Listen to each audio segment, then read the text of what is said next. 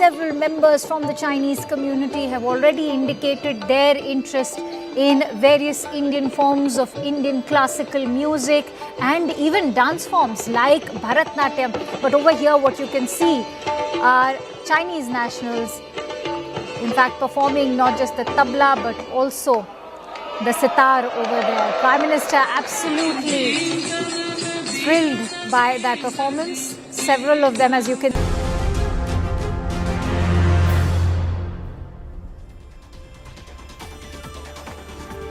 Hello and welcome. You are watching CNN News 18 with me, Harshad. Let's begin with the top focus that we are tracking this hour.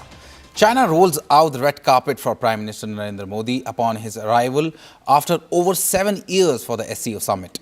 He is now all set to meet Chinese President Xi Jinping for the bilateral meetings on the sidelines of the SCO Summit in Tianjin, as both nations look to strengthen ties amid global trade tensions sparked by US President Donald Trump. Earlier, in an interview with the Japanese daily, PM Modi emphasized the need for India and China to collaborate in the face of global economic volatility. He reaffirmed India's commitment to strengthen ties with Beijing through a strategic long-term approach rooted in mutual respect and shared interests.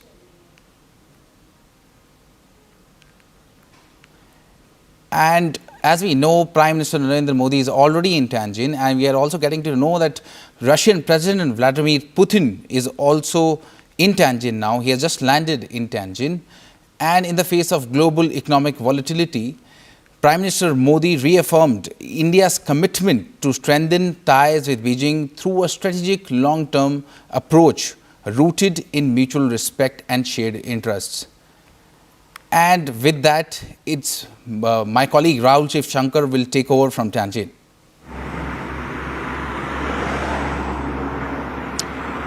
Good morning, viewers, and welcome to our rolling coverage.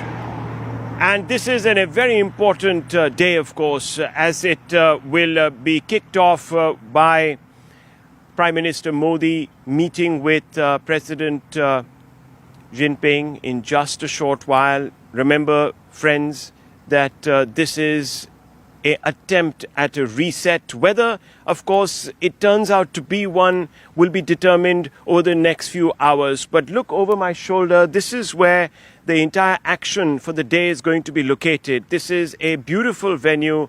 It's been spruced up to welcome the international leaders from the SCO bloc, and there are buses upon buses of delegates that are arriving. It's a hive of bustling activity. It may not look like it, but it is very early days here in the morning. It is still just about 9:30, and we've got off to a very early start because we're going to give you a 360 view of what lies ahead. And as I am speaking, we're being told that the Russian President, Vladimir Putin, has also landed in Tianjin. And this is very important because, remember, tomorrow at about noon, the Prime Minister of India will be also holding a bilateral conversation with him. But before that, of course, will be the big meeting of all the SCO leaders in this great hall behind me. As you can see, it's all laid out for the grand day. And of course, this will be also the venue for a dinner later today in the evening where the SCO leaders will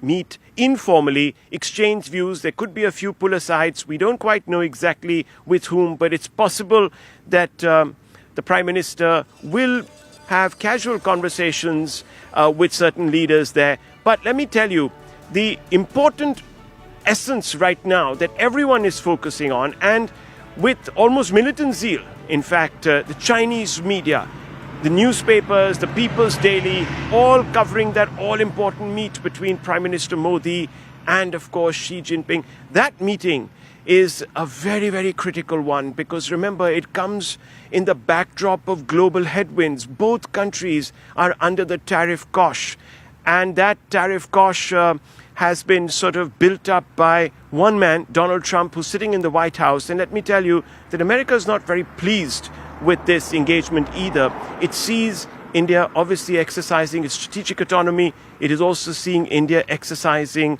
its financial economy, its economic autonomy, and they will not be very happy with the prospect of India nudging closer to Beijing. Whether this leads to a reset, of course, as I said, remains to be seen on the terms of the dialogue. I want to go straight across to Sanjay Suri, who's joining me from America right now. Hawkeye there on developments. Sanjay, very good morning from Tianjin. We are connecting, of course, transcontinental this morning.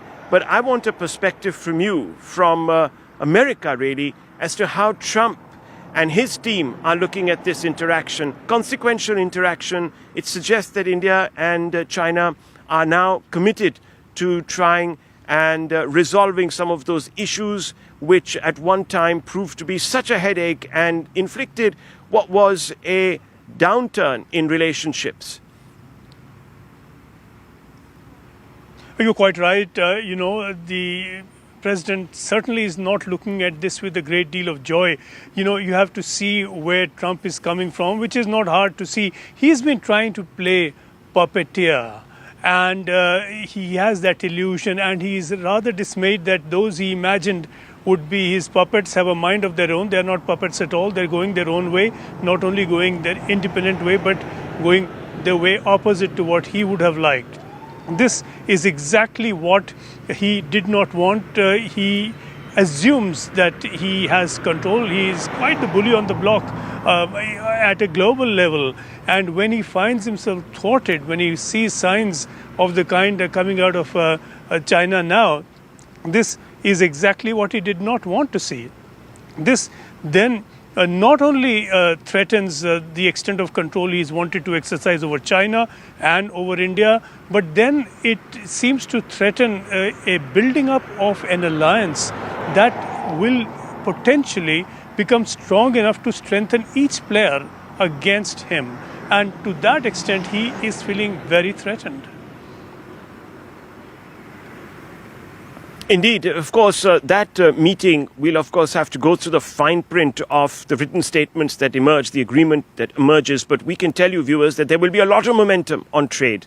There will be a lot of commitment to also improving relationships as far as regional security is concerned. India is expected to bring up issues related to cross-border terrorism and also, of course, China's own unwavering support of Pakistan, which peaked really during Operation Sindoor in an unexpected way, once again renewing within New Delhi the prospect of looking at the engagement with China through a cautious lens. Why? Because we saw the Chinese providing real-time intelligence in a war scenario to Pakistan, not just military support or moral support, but also real-time intelligence, which did, in fact, rub a large number of Indian foreign policy hawks in New Delhi the wrong way. And it was seen as a great betrayal. But exactly what is to be expected from this meeting will be known once the fine print of that joint statement will be analyzed. But there is going to be an attempt at trying to once again build on that beginning that has been made by President Xi. Remember, he's the one who took the initiative last year by reaching out to the Prime Minister. They had a bilateral meeting, and that meeting has led to, of course, a thaw, which the Prime Minister is looking to capitalize on. And of course, on the other side is President Putin, who's just landed in Tianjin. Those are the pictures coming in from Tianjin of Putin landing here. He's also going to be in the mix because this is an important, very important meeting. Remember, the SCO is an agglomeration of countries with some amount of disparate interests. India brings great legitimacy to this platform because it is the only fully functional democracy. Others have pretensions of being democracies, but India, of course, is the largest democracy in the world. It's a vibrant democracy, open society where people have full-fledged rights to exercise their freedom of expression. And of course, it's the vote that counts. So from that point of view, the SCO gains, President Xi gains because he can signal to the rest of the world that China is not isolated. Russia gains because, again, Mr. Putin would like to tell Washington that they have elbow room for outreach with a steadfast, in fact, American allies. So this is a very interesting conversation that is going to be taking place behind me in that great hall. But very quickly, let's go across to Siddhant. Siddhant, big day. What are you hearing from sources within External Affairs Ministry? There was a background meeting here just yesterday where an outline was given. But any further details that you can sort of add to this broadcast this morning? Well, it's going to be a very, very important day, Rahul. In fact, since the Kazan meeting of Prime Minister Modi and President Xi, both sides have been engaging. In fact, there have been multiple high-level visits also, Rahul, between the two countries. It was first NSA Doval who visited China in December last year, after which Foreign Secretary visited China in January. Then NSA Doval was again in China for the securities meeting of the SCO, then Raksha Mantri Rajnath Singh, EMS Jaishankar, and this month Wang Yi was in India for the SR level talks. So both sides have been building on the agreements decided by India and China during the Kazan summit. In fact, the last meeting the last visit of Wang Yi has really been fruitful, Rahul, in terms of the agreements. Both sides have agreed for WMCC expert group to explore early harvest, working group under WMCC to advance effective border management, creation of general level mechanism. So in fact, China also assured India that there will be a supply of rare earth tunnel boring machines and etc. to India. So both sides have been sending positive signals. In fact, in between, because of Operation Sindhu, there were several reports suggesting that China backed Pakistan. Perhaps that was also something which was taken up by the Indian side during the meetings with the Chinese officials, Rahul.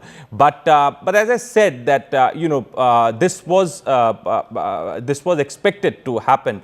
Many want to view this visit of Prime Minister Modi to Tianjin with the prism of Trump's tariff, but also we need to understand this, that there were several, before Prime Minister Modi visiting Tianjin, there were the other senior officials participating in securities meet, Raksha Mantri Rajnath Singh, then EMS Jaishankar, they also visited. So India was contributing to the summit very, very positively. So it should not only be seen with the prism of Trump's tariff, this particular visit. Siddhant, because we also began a conversation before really the Americans began to exert the kind of pressure that we're seeing today on the tariff front. So this conversation dates back to about a year. Perhaps you have to credit Indian diplomats and, of course, foreign policy wonks here in China. They probably saw the headwinds coming and they decided that the time had come to send messages to Washington.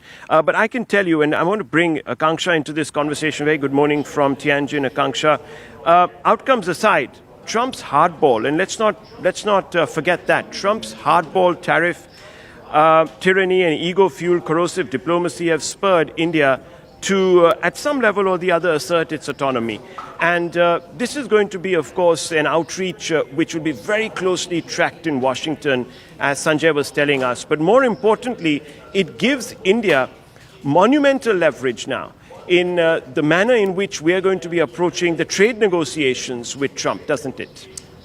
Oh, absolutely, Rahul, because, many have called what's going to be happening today between India and China a sort of a rapprochement. I don't look at it as a rapprochement. It's going to perhaps mean a thaw in ties. And as India has made it amply clear that terror and talks don't go hand in hand. Similarly, business and bombing don't go hand in hand. So security and trade are closely tied together. And taking that point forward that Siddhant was making as far as China is concerned, the WMC GCC level talks have been happening. So India and China both have been ensuring that disengagement begins. The process is very much underway, but remember, it's a legacy issue. So as India approaches China in Tianjin, you're looking at this bilateral meet between President Xi and Prime Minister Modi, not just in the backdrop of the Trumpian tariffs, but also in the shadow of the Galwan clashes. And that's why I highlight that this is a legacy issue, one which is not going to be solved overnight. But since we are already in the process of it,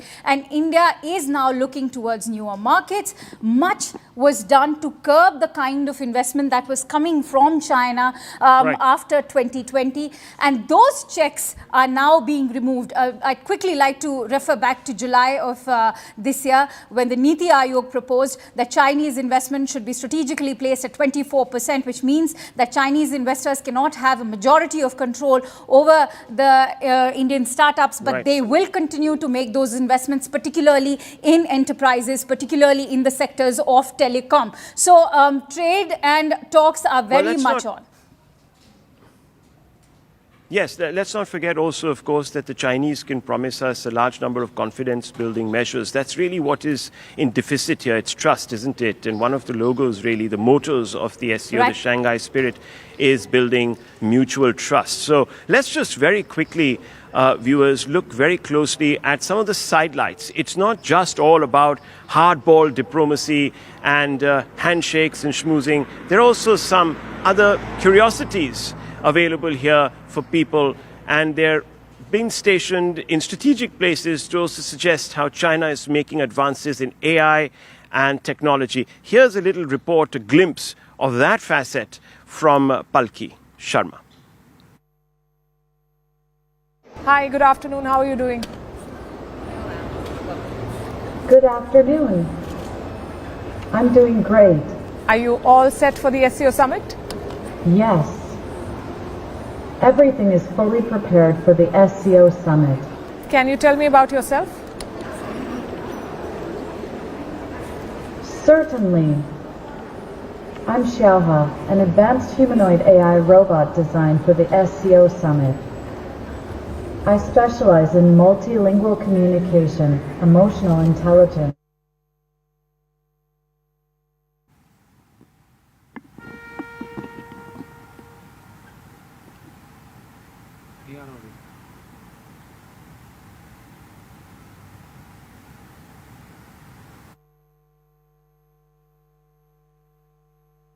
हाँ कर दूंगा. Well, so we are getting these visuals of President Putin arriving in Tianjin, and red carpet welcome has been extended to President Putin by the Chinese government. This is again a very important arrival ahead of the SCO Summit. In fact, going by the information that we have, there's going to be the meeting between President Putin and Prime Minister Modi tomorrow. That's what we have been told. You know, and now over to you, Rahul. I think Rahul is connecting live with us from Tianjin. Rahul?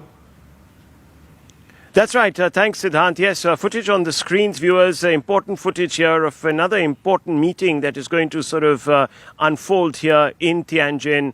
That is going to be tomorrow. That's President Putin landing, and he's going to be meeting with Prime Minister Modi. That's going to be a bilateral. The one with the Chinese president is about 40-odd minutes long. This one we're still getting information on, but that will look forward to taking the already warm relationship with China, with Russia, to greater heights. Remember, this meeting is perhaps going to be very closely tracked in Washington, because Mr. Trump has made it very clear to India through his various team members who have been quite intemperate in their approach to our relations with India's relations with Russia, suggesting that this has become Modi's war, and that only Modi now can actually prevail upon Putin to pull back from Ukraine and declare some sort of a working ceasefire or a long-term peace agreement. But the point is that yesterday we had President Zelensky of Ukraine speak with Prime Minister Modi once again ahead of important round of meetings.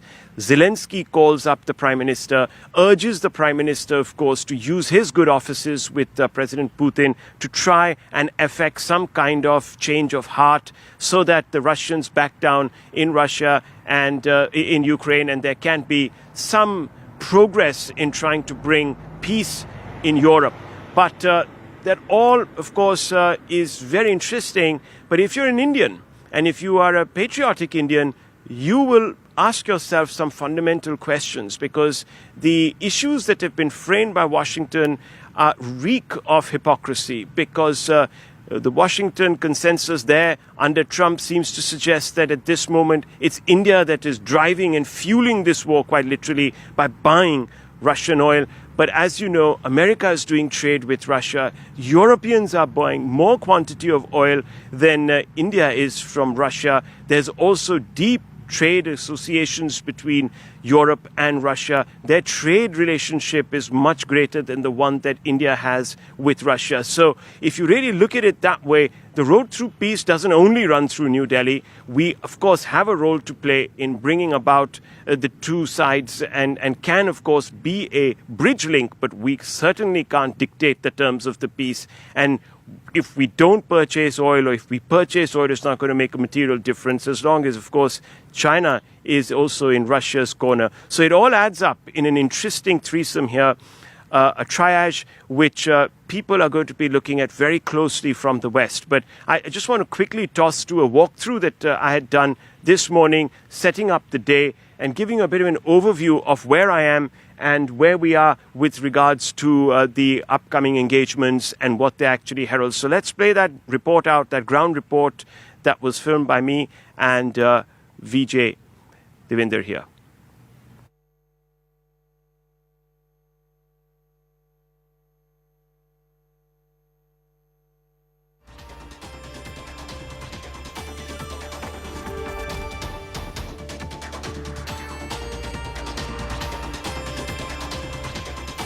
Very good morning from Tianjin. The stage is set. As you can see behind me is the big hall where this entire Shanghai Cooperation Organization Summit is going to kick off in a few hours. This is where the big function in the evening is going to take place here in Tianjin. But more importantly, before that, we're going to have, of course, a meeting between Prime Minister Modi and President Xi Jinping. A very important conversation there. The Indian tricolor is right next to the Chinese flag on this flagpole, and that sort of sends a big message out. The first headline from the China's People Daily is also about how President Xi Jinping is meeting with today the top leaders of the SCO, in particular Prime Minister Modi. Remember, the presence of India at the SCO is extremely critical. It lends a huge amount of credibility to the SCO because India is probably the only fully functional democracy, a democracy which is vibrant, a democracy where freedom of expression is not curtailed, a democracy where the people have the ultimate say. That is not quite true of most of the other states in the SCO, even though they might have pretensions of being functional democracies. So the meeting with Prime Minister Modi is extremely important to send a message that Xi wants to the rest of the world, that his position in the world is extremely robust. It's not isolated, that he is still part of a global order that recognizes, in fact, the legitimacy of China, and of course, a very important signal to the West as far as China is concerned, that the Chinese have a stake still in global affairs despite the tantrums of President Trump in Washington. But fundamentally for India, the takeaways are several. And the Chinese media, as you can see behind me, has been focusing on some of those takeaways. For India, it is important to also, of course, assert its own strategic as well as economic sovereignty at a time when Washington wants to constrict India, wants to force India into choosing camps.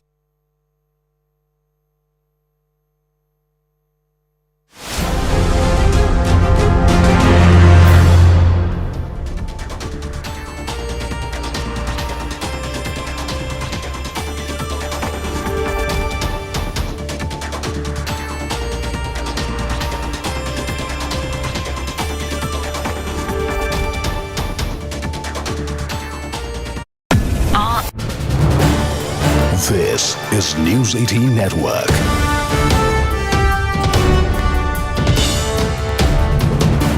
India's largest news network. All right, we are getting in these live visuals from Tianjin, the hotel where Prime Minister Modi is going to be residing. Heartwarming visuals of these Chinese nationals who you can see are welcoming Prime Minister Modi with that recital of the tabla. Such is the popularity of Indian classical music in China. In fact, several members from the Chinese community have already indicated their interest in various Indian forms of Indian classical music and even dance forms like Bharatnatyam. But over here, what you can see are Chinese nationals, in fact, performing not just the tabla but also the sitar over there. Prime Minister absolutely thrilled by that performance. Several of them, as you can see now, many of those Chinese nationals performing the Bharatnatyam. Let's quickly go across to Rahul, who is in fact joining us live from Tianjin itself. He is in fact at the media center in Tianjin to cover the SCO Summit. So heartwarming visuals bearing testimony of Prime Minister's soaring popularity.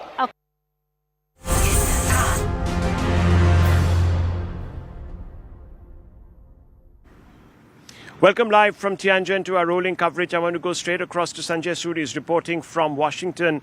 Sanjay, this is important because what unwittingly Trump has done is to push India slightly further away from the American sphere of influence into, of course, Chinese sphere of influence. And, of course, there is impetus now for India to explore options on that front. We're also being told, at least reports appearing in the New York Times seem to suggest that the Quad for now could be in a bit of trouble, which would suggest that Trump has badly miscalculated and overplayed his hand.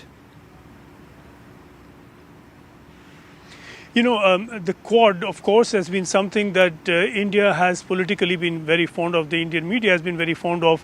It puts India into a sort of a fancy club with Australia and US principally. But the fact is that the Quad so far has been all talk, all talks.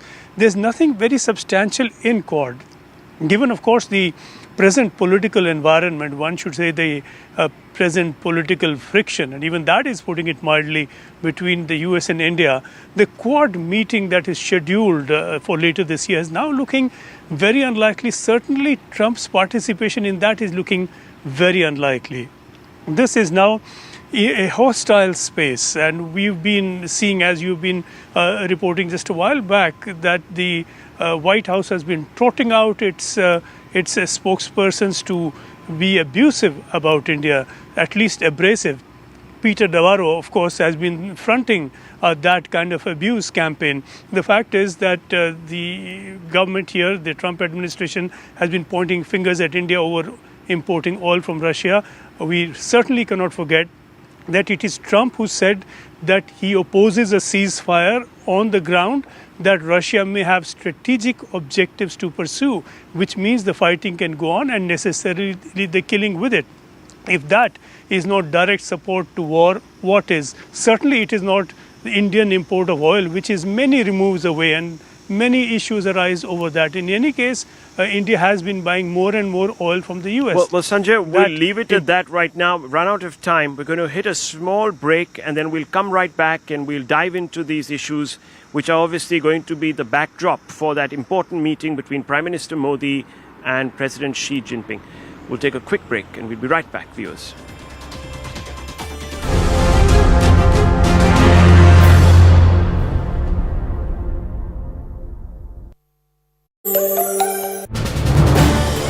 This is News 18 Network.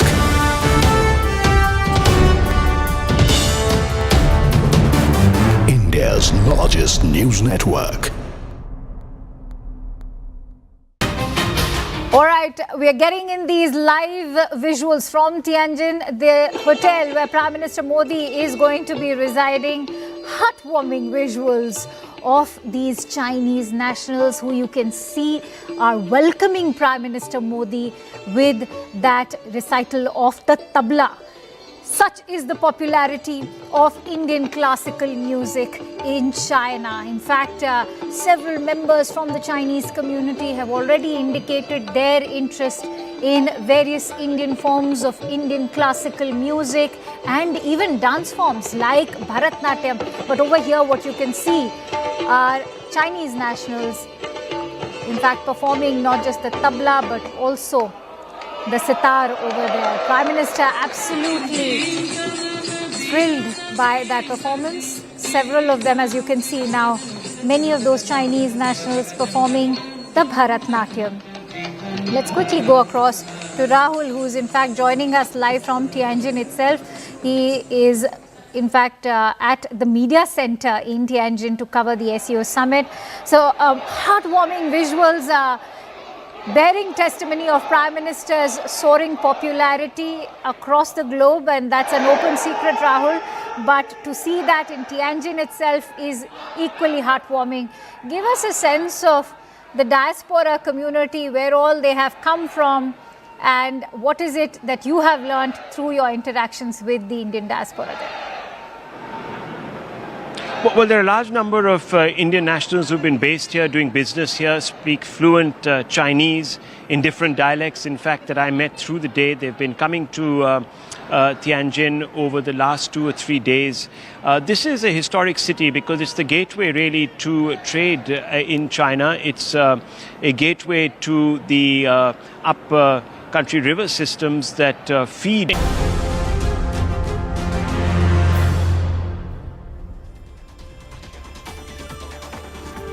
Hello and welcome. You are watching CNN News 18 with me, Harshtat. Let's begin with the top focus that we are tracking this hour. China rolls out the red carpet for Prime Minister Narendra Modi upon his arrival after over 7 years for the SCO Summit. He is now all set to meet Chinese President Xi Jinping for the bilateral meetings on the sidelines of the SCO Summit in Tianjin, as both nations look to strengthen ties amid global trade tensions sparked by US President Donald Trump. Earlier, in an interview with the Japanese daily, PM Modi emphasized the need for India and China to collaborate in the face of global economic volatility. He reaffirmed India's commitment to strengthen ties with Beijing through a strategic long-term approach rooted in mutual respect and shared interests.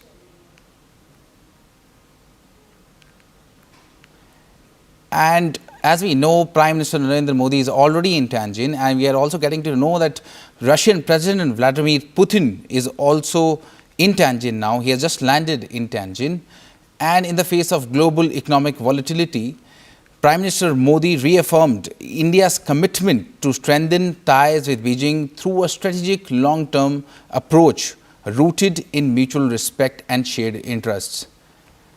And with that, it's my colleague Rahul Chief Shankar will take over from Tianjin.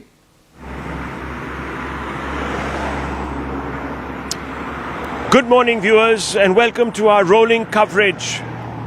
And this is a very important day, of course, as it will be kicked off by Prime Minister Modi meeting with President Jinping in just a short while. Remember, friends, that this is an attempt at a reset. Whether, of course, it turns out to be one will be determined over the next few hours. But look over my shoulder. This is where the entire action for the day is going to be located. This is a beautiful venue.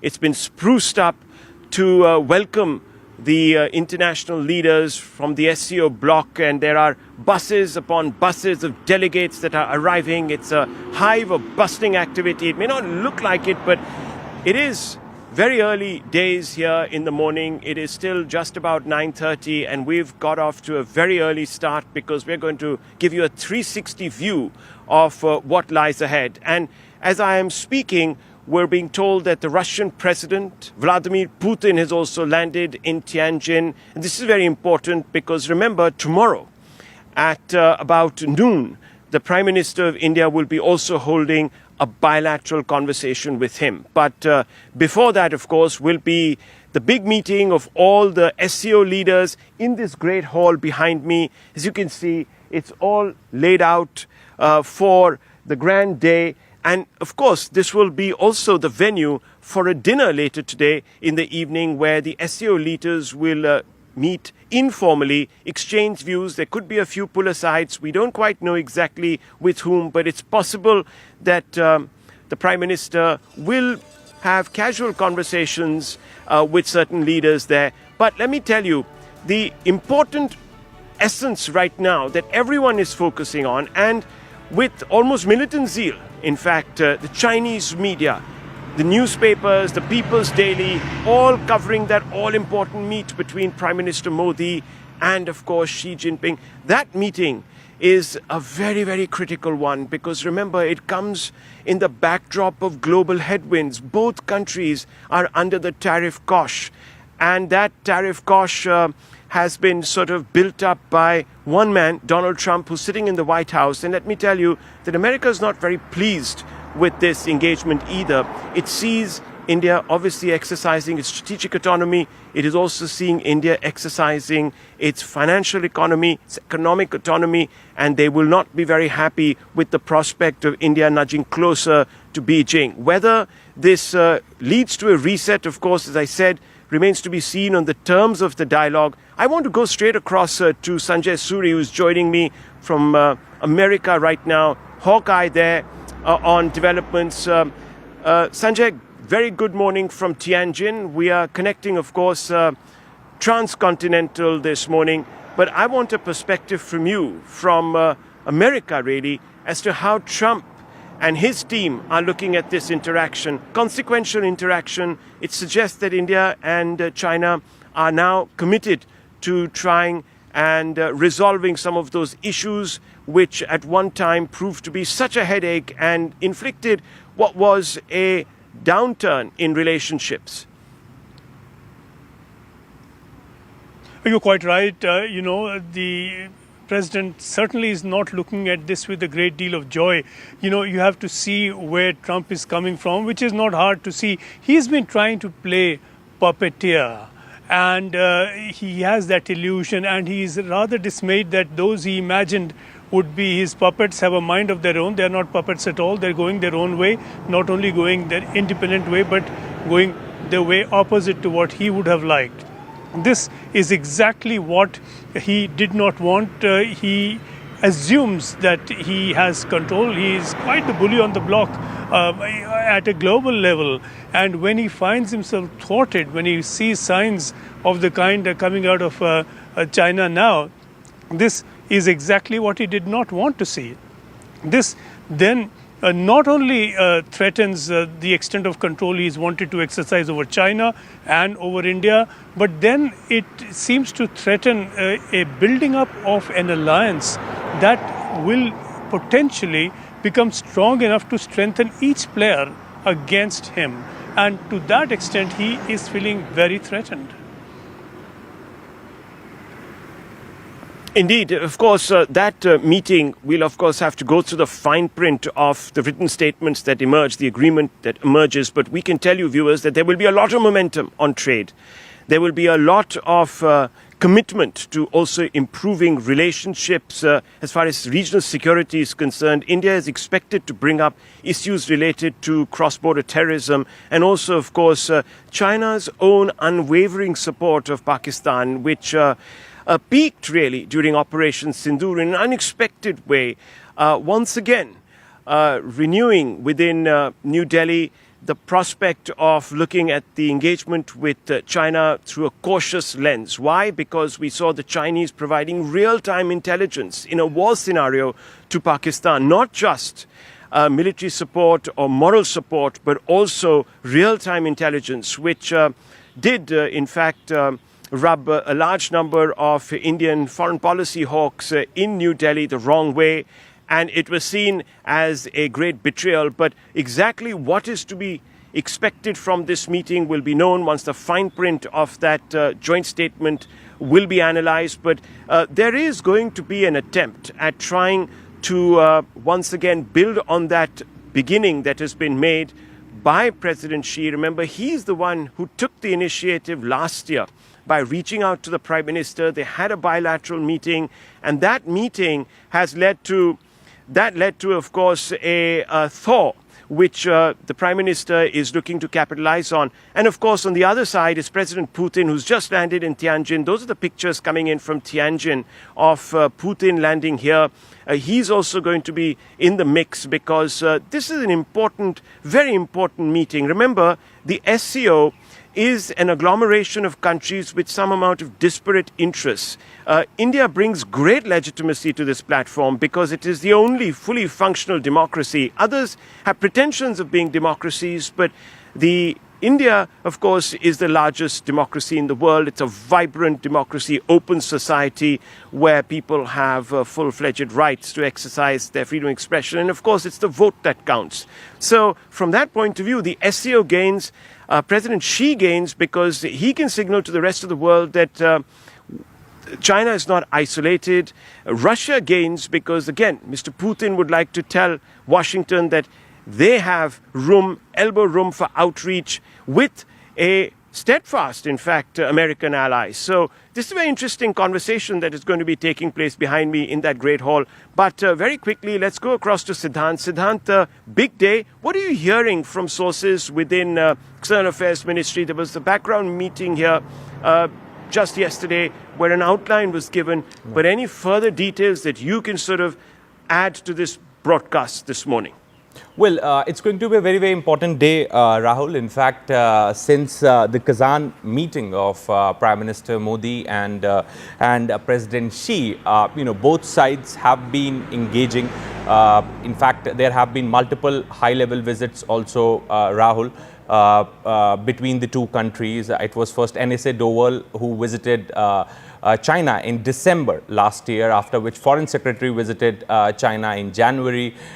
Then NSA Doval was again in China for the securities meeting of the SCO, then Raksha Mantri Rajnath Singh, EMS Jaishankar, and this month Wang Yi was in India for the SR level talks. So both sides have been building on the agreements decided by India and China during the Kazan summit. In fact, the last meeting the last visit of Wang Yi has really been fruitful, Rahul, in terms of the agreements. Both sides have agreed for WMCC expert group to explore early harvest, working group under WMCC to advance effective border management, creation of general level mechanism. So in fact, China also assured India that there will be a supply of rare earth, tunnel boring machines and etc. to India. So both sides have been sending positive signals.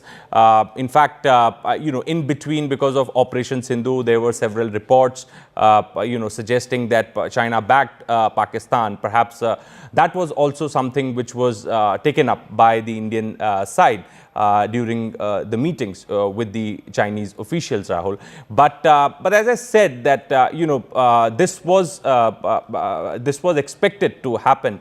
Many want to view this visit of Prime Minister Modi to Tianjin with the prism of Trump's tariff, but also we need to understand this, that there were several, before Prime Minister Modi visiting Tianjin, there were the other senior officials participating in securities meet, Raksha Mantri Rajnath Singh, then EMS Jaishankar, they also visited. So India was contributing to the summit very, very positively. So it should not only be seen with the prism of Trump's tariff, this particular visit. Siddhant, because we also began a conversation before really the Americans began to exert the kind of pressure that we're seeing today on the tariff front. So this conversation dates back to about a year. Perhaps you have to credit Indian diplomats and, of course, foreign policy wonks here in China. They probably saw the headwinds coming and they decided that the time had come to send messages to Washington.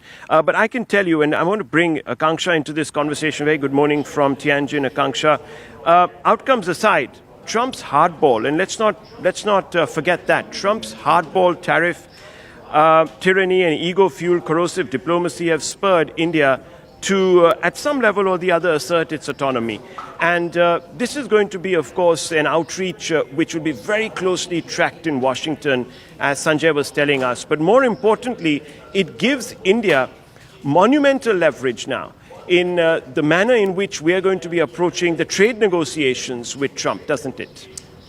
Oh, absolutely, Rahul, because many have called what's going to be happening today between India and China a sort of a rapprochement. I don't look at it as a rapprochement. It's going to perhaps mean a thaw in ties. And as India has made it amply clear that terror and talks don't go hand in hand. Similarly, business and bombing don't go hand in hand. So security and trade are closely tied together. And taking that point forward that Siddhant was making as far as China is concerned, the WMCC level talks have been happening. So India and China both have been ensuring that disengagement begins. The process is very much underway, but remember, it's a legacy issue. So as India approaches China in Tianjin, you're looking at this bilateral meet between President Xi and Prime Minister Modi, not just in the backdrop of the Trumpian tariffs, but also in the shadow of the Galwan clashes. And that's why I highlight that this is a legacy issue, one which is not going to be solved overnight. But since we are already in the process of it, and India is now looking towards newer markets, much was done to curb the kind of investment that was coming from China after 2020.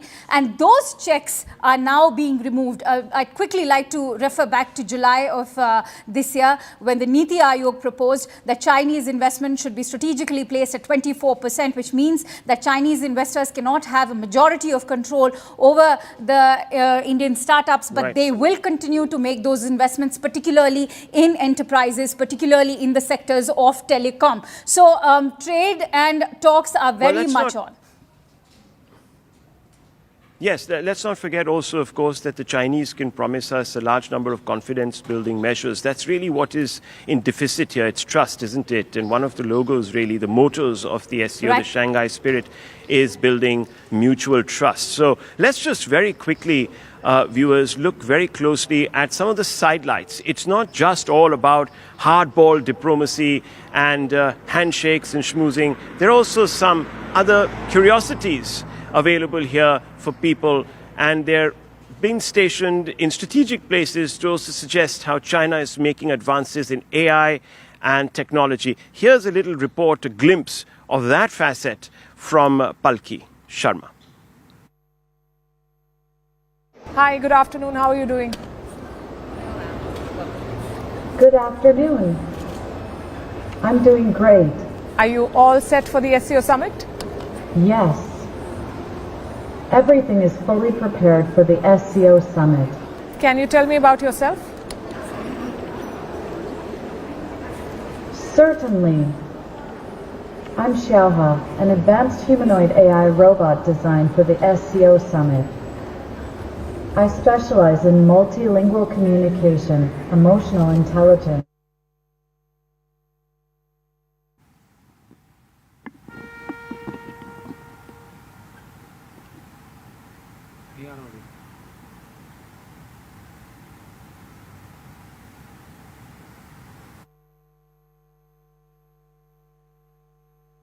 हाँ कर दूंगा. Well, so we are getting these visuals of President Putin arriving in Tianjin, and red carpet welcome has been extended to President Putin by the Chinese government. This is again a very important arrival ahead of the SCO Summit. In fact, going by the information that we have, there's going to be the meeting between President Putin and Prime Minister Modi tomorrow. That's what we have been told. And now over to you, Rahul. I think Rahul is connecting live with us from Tianjin. Rahul? That's right. Thanks, Siddhant. Yes, footage on the screens, viewers. Important footage here of another important meeting that is going to sort of unfold here in Tianjin. That is going to be tomorrow. That's President Putin landing, and he's going to be meeting with Prime Minister Modi. That's going to be a bilateral. The one with the Chinese president is about 40-odd minutes long. This one we're still getting information on, but that will look forward to taking the already warm relationship with China, with Russia, to greater heights. Remember, this meeting is perhaps going to be very closely tracked in Washington because Mr. Trump has made it very clear to India through his various team members who have been quite intemperate in their approach to our relations with India's relations with Russia, suggesting that this has become Modi's war and that only Modi now can actually prevail upon Putin to pull back from Ukraine and declare some sort of a working ceasefire or a long-term peace agreement. But the point is that yesterday we had President Zelensky of Ukraine speak with Prime Minister Modi once again ahead of important round of meetings. Zelensky calls up the Prime Minister, urges the Prime Minister, of course, to use his good offices with President Putin to try and effect some kind of change of heart so that the Russians back down in Russia and in Ukraine, and there can be some progress in trying to bring peace in Europe. But that all, of course, is very interesting. But if you're an Indian, and if you are a patriotic Indian, you will ask yourself some fundamental questions, because the issues that have been framed by Washington reek of hypocrisy, because the Washington consensus there under Trump seems to suggest that at this moment it's India that is driving and fueling this war quite literally by buying Russian oil. But as you know, America is doing trade with Russia. Europeans are buying more quantity of oil than India is from Russia. There's also deep trade associations between Europe and Russia. Their trade relationship is much greater than the one that India has with Russia. So if you really look at it that way, the road through peace doesn't only run through New Delhi. We, of course, have a role to play in bringing about the two sides and can, of course, be a bridge link, but we certainly can't dictate the terms of the peace. And if we don't purchase oil, or if we purchase oil, it's not going to make a material difference, as long as, of course, China is also in Russia's corner. So it all adds up in an interesting threesome here, a triage which people are going to be looking at very closely from the West. But I just want to quickly toss to a walkthrough that I had done this morning, setting up the day and giving a bit of an overview of where I am and where we are with regards to the upcoming engagements and what they actually herald. So let's play that report out, that ground report that was filmed by me and VJ Devinder here.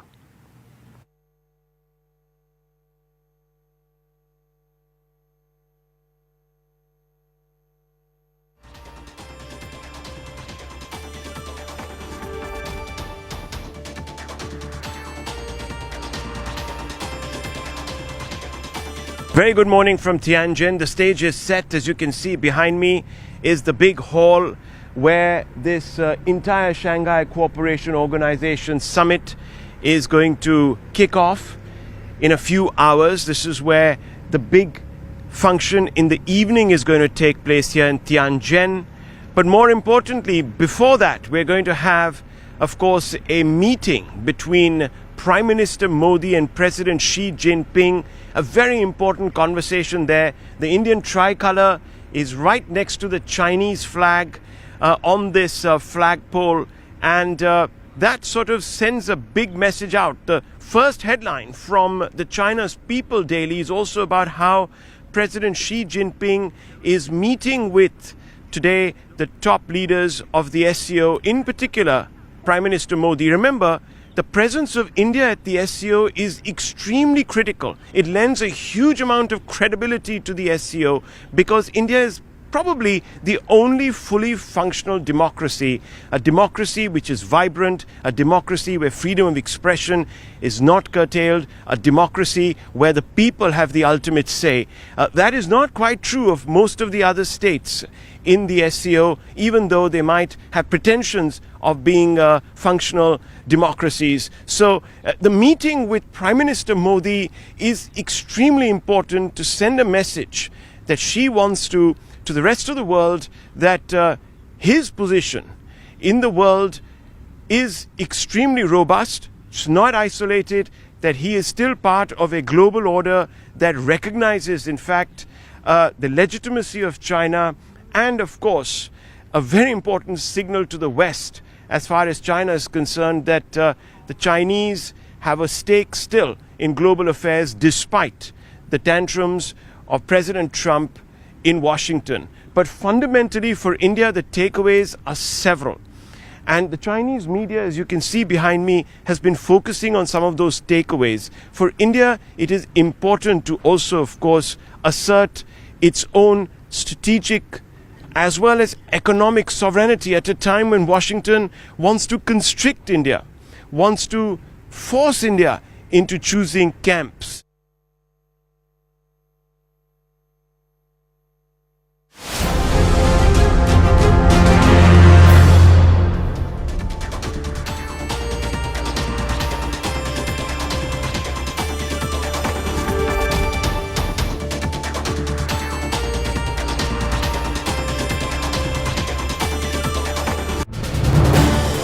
This is News 18 Network.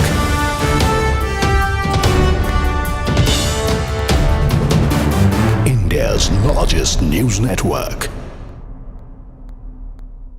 Coverage.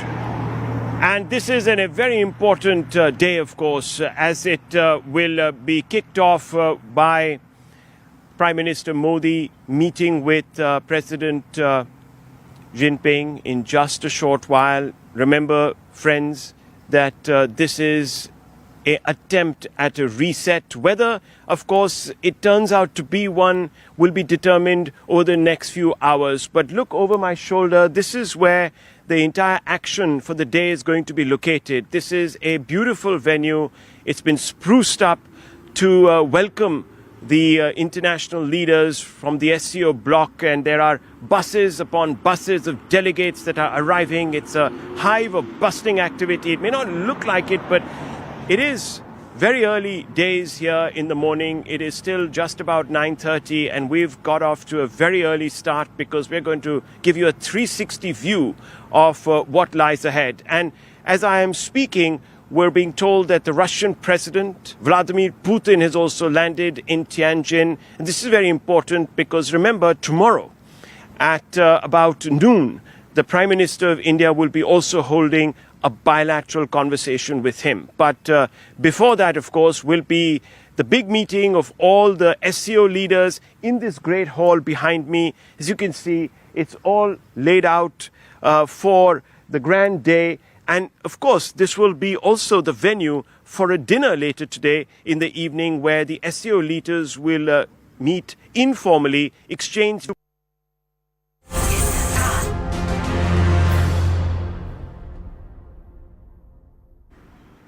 Welcome live from Tianjin to our rolling coverage. I want to go straight across to Sanjay Suri, who's reporting from Washington. Sanjay, this is important because what unwittingly Trump has done is to push India slightly further away from the American sphere of influence into, of course, Chinese sphere of influence. And, of course, there is impetus now for India to explore options on that front. We're also being told, at least reports appearing in the New York Times seem to suggest that the Quad for now could be in a bit of trouble, which would suggest that Trump has badly miscalculated and overplayed his hand. You know, the Quad, of course, has been something that India has politically been very fond of. The Indian media has been very fond of. It puts India into a sort of a fancy club with Australia and US principally. But the fact is that the Quad so far has been all talk, all talks. There's nothing very substantial in Quad.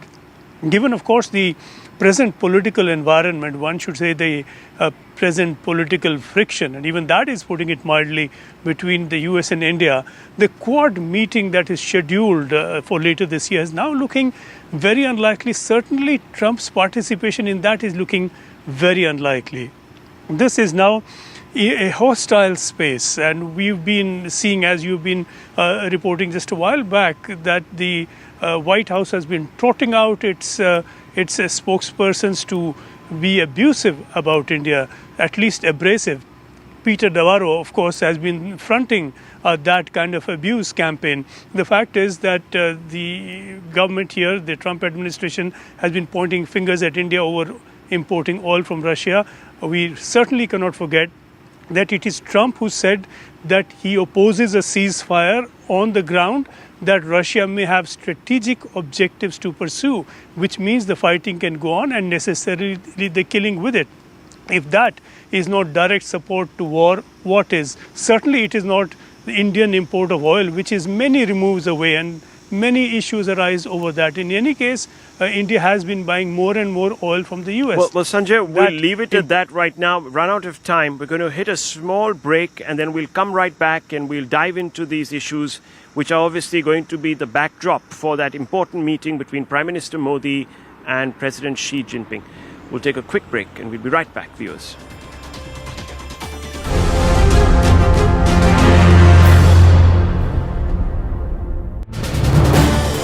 This is News 18 Network.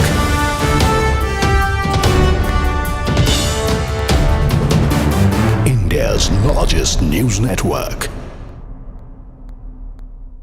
Coverage. And this is a very important day, of course, as it will be kicked off by Prime Minister Modi meeting with President Jinping in just a short while. Remember, friends, that this is an attempt at a reset. Whether, of course, it turns out to be one will be determined over the next few hours. But look over my shoulder. This is where the entire action for the day is going to be located. This is a beautiful venue.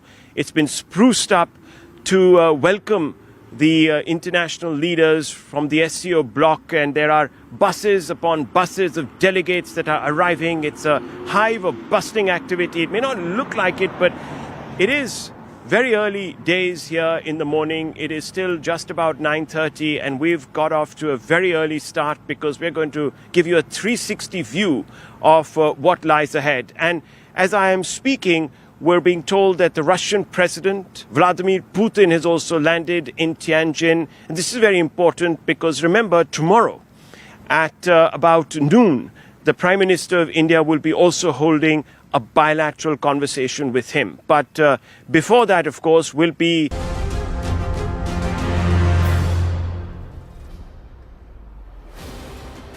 important news coming in from Tianjin. President Putin of Russia has come out and emphasized the importance of BRICS at a time such as this. Viewers, remember, President Donald Trump has been militating against the BRICS organization, saying that BRICS is a threat to the Western conceived world order. But Putin coming out saying that Tianjin is a great start and will cement, in fact, BRICS as a viable platform which is non-West. Let me go straight across to Siddhant for more. Siddhant, this is a very important statement coming out from President Putin. Remember, President Putin and Prime Minister Modi are going to be having a bilateral on Monday. Rahul, in fact, BRICS grouping has expanded dramatically, Rahul. There's no doubt about it.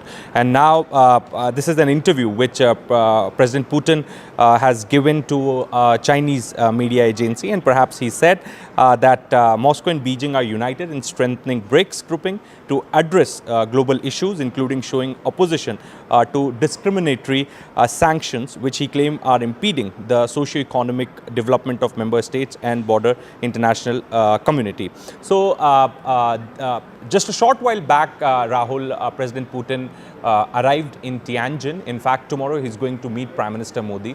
Also very important to highlight, Rahul, at this point in time, that yesterday President Zelensky speaks to Prime Minister Modi. Perhaps he requested Prime Minister Modi to deliver proper signals to Russia. So it's been more than 2 weeks, Rahul, after the talks in Alaska. no trilateral happening between US, Russia and Ukraine, no bilateral happening between Ukraine and Russia. Perhaps now President Zelensky, instead of reaching out again to America, is reaching out to Indian Prime Minister and, requesting him to... let's just focus on that, because that's an important dynamic there, Siddhant, because, moving a little away from the Ukraine conflict, BRICS viability is extremely important because it re-emphasizes India's commitment to ensuring its own strategic and economic autonomy at a time when Washington has been frowning on Indian attempts to assert its own economic security, at least interests, which undermine its own economic security by going ahead with ties with both China and Russia. And BRICS has been on his radar for about 6 or 8 months now. So obviously, with President Putin coming out and reaffirming that BRICS is an alternative, a non-West alternative to a very Western, specifically Washingtonian consensus of the world, this is an important assertion, isn't it? And it's going to obviously ruffle feathers further in Washington. So clearly, you're going to have a huge spin-off from this, because Putin is making it very clear that Russia is not isolated. It has 5 very important partners to lean on, and BRICS, 2 of those countries are facing the highest sanctions across the globe. Both Brazil and India, 50% sanctions have been imposed. So, Siddhant, this is a very, very materially important point of view that is being expressed by, of course, President Putin. We'll have to see how the Indian side reacts to this, but this is an affirmation, isn't it, of India's autonomy? Well, that's right, Rahul. As far as BRICS grouping is concerned, perhaps since the very beginning, Rahul, President Trump had issues with the BRICS grouping. Perhaps in the run-up to the elections also, he always has been speaking about the BRICS grouping, that how they want de-dollarization, they are coming up with an alternative currency, etc., etc. So, in fact, till now, with each passing month, he comes up one or the other, social media post on the BRICS grouping and how, this grouping is anti-America, anti-West, etc., etc. So definitely, it isn't all the leaders are uniting for the SCO meet, which is for the regional coordination, counter-terrorism, etc. But as I said, that since BRICS has expanded dramatically, and President Putin talking about BRICS in an interview to the Chinese media, perhaps shows that how much importance he wants to give to the BRICS grouping, and also in a way he's trying to send message to America. Okay, let me very quickly set this up now, viewers, because in just a few hours is going to be that all-important meeting between Prime Minister Modi and, of course, President Xi Jinping. And, of course, that is has been preceded by this statement from the Russian president. Remember, China is a very important component of the BRICS arrangement. And don't forget that BRICS in itself overshadows both the United States and Europe in terms of economic heft. If not overshadows, at least competes and in some ways or the other is determining today geonomics around the globe. In fact, the output of BRICS nations today is really the fulcrum of the global economy. So very important grouping, and the coming together of this Troika in Tianjin of Prime Minister Modi, President Putin and President Xi Jinping is an important optics which will be disseminated and flashed across the globe. Let me tell you, at a time when the Americans are looking at trade sanctions and trade diplomacy from the coercive eye as they have been pursuing. So very quickly, I want to quickly cut across to a ground report that I filed a short while back, setting up that interaction between Prime Minister Modi and President Xi Jinping that is going to begin in about 2.5 hours from now. Very good morning from Tianjin. The stage is set. As you can see behind me is the big hall where this entire Shanghai Cooperation Organization Summit is going to kick off in a few hours. This is where the big function in the evening is going to take place here in Tianjin. But more importantly, before that, we're going to have, of course, a meeting between Prime Minister Modi and President Xi Jinping. A very important conversation there. The Indian tricolour is right next to the Chinese flag on this flagpole, and that sort of sends a big message out. The first headline from the China's People Daily is also about how President Xi Jinping is meeting with today the top leaders of the SCO, in particular Prime Minister Modi. Remember, the presence of India at the SCO is extremely critical. It lends a huge amount of credibility to the SCO because India is probably the only fully functional democracy, a democracy which is vibrant, a democracy where freedom of expression is not curtailed, a democracy where the people have the ultimate say.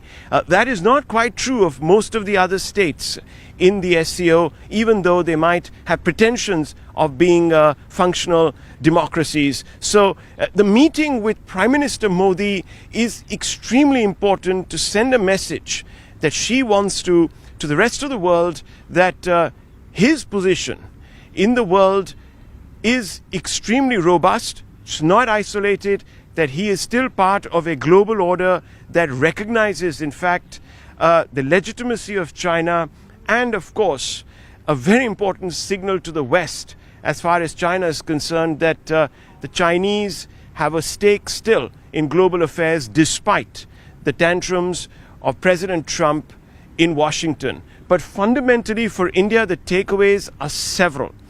And the Chinese media, as you can see behind me, has been focusing on some of those takeaways. For India, it is important to also, of course, assert its own strategic as well as economic sovereignty at a time when Washington wants to constrict India, wants to force India into choosing camps. Well, viewers, of course, President Putin coming out with an extremely important statement, something that's going to really set the tone for that interaction between Prime Minister Modi and President Xi Jinping, President Putin suggesting that the BRICS is an extremely important non-West platform, and that all the three countries, Russia, India and China, are united in strengthening BRICS, and he is also taking on the discriminatory sanctions regime of President Trump. I'm going to go straight across to Sanjay Suri, who joins me from Washington. This, of course, viewers, remains an intercontinental broadcast.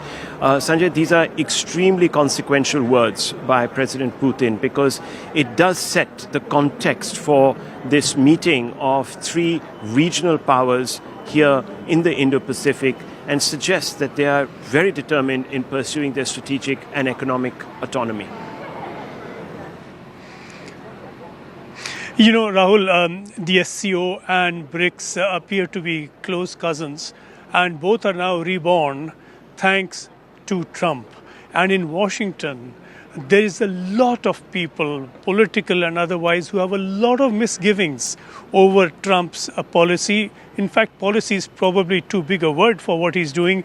His whims, his mood, and his tantrums, as you've been quite correctly describing, all that we've been seeing from Trump. And the misgivings are that over the past 25 years, a lot of efforts were made to build good relations with India that Trump has undone quite mindlessly. And that having happened, there are also misgivings here in Washington that this may not be just a short-term move from India. Certainly, India is not looking, and in this meeting coming up with President Xi, India is not looking just for some stopgap arrangement for the next 3.5 years to see Trump through somehow. This appears to be a fundamental shift that India is appearing to make.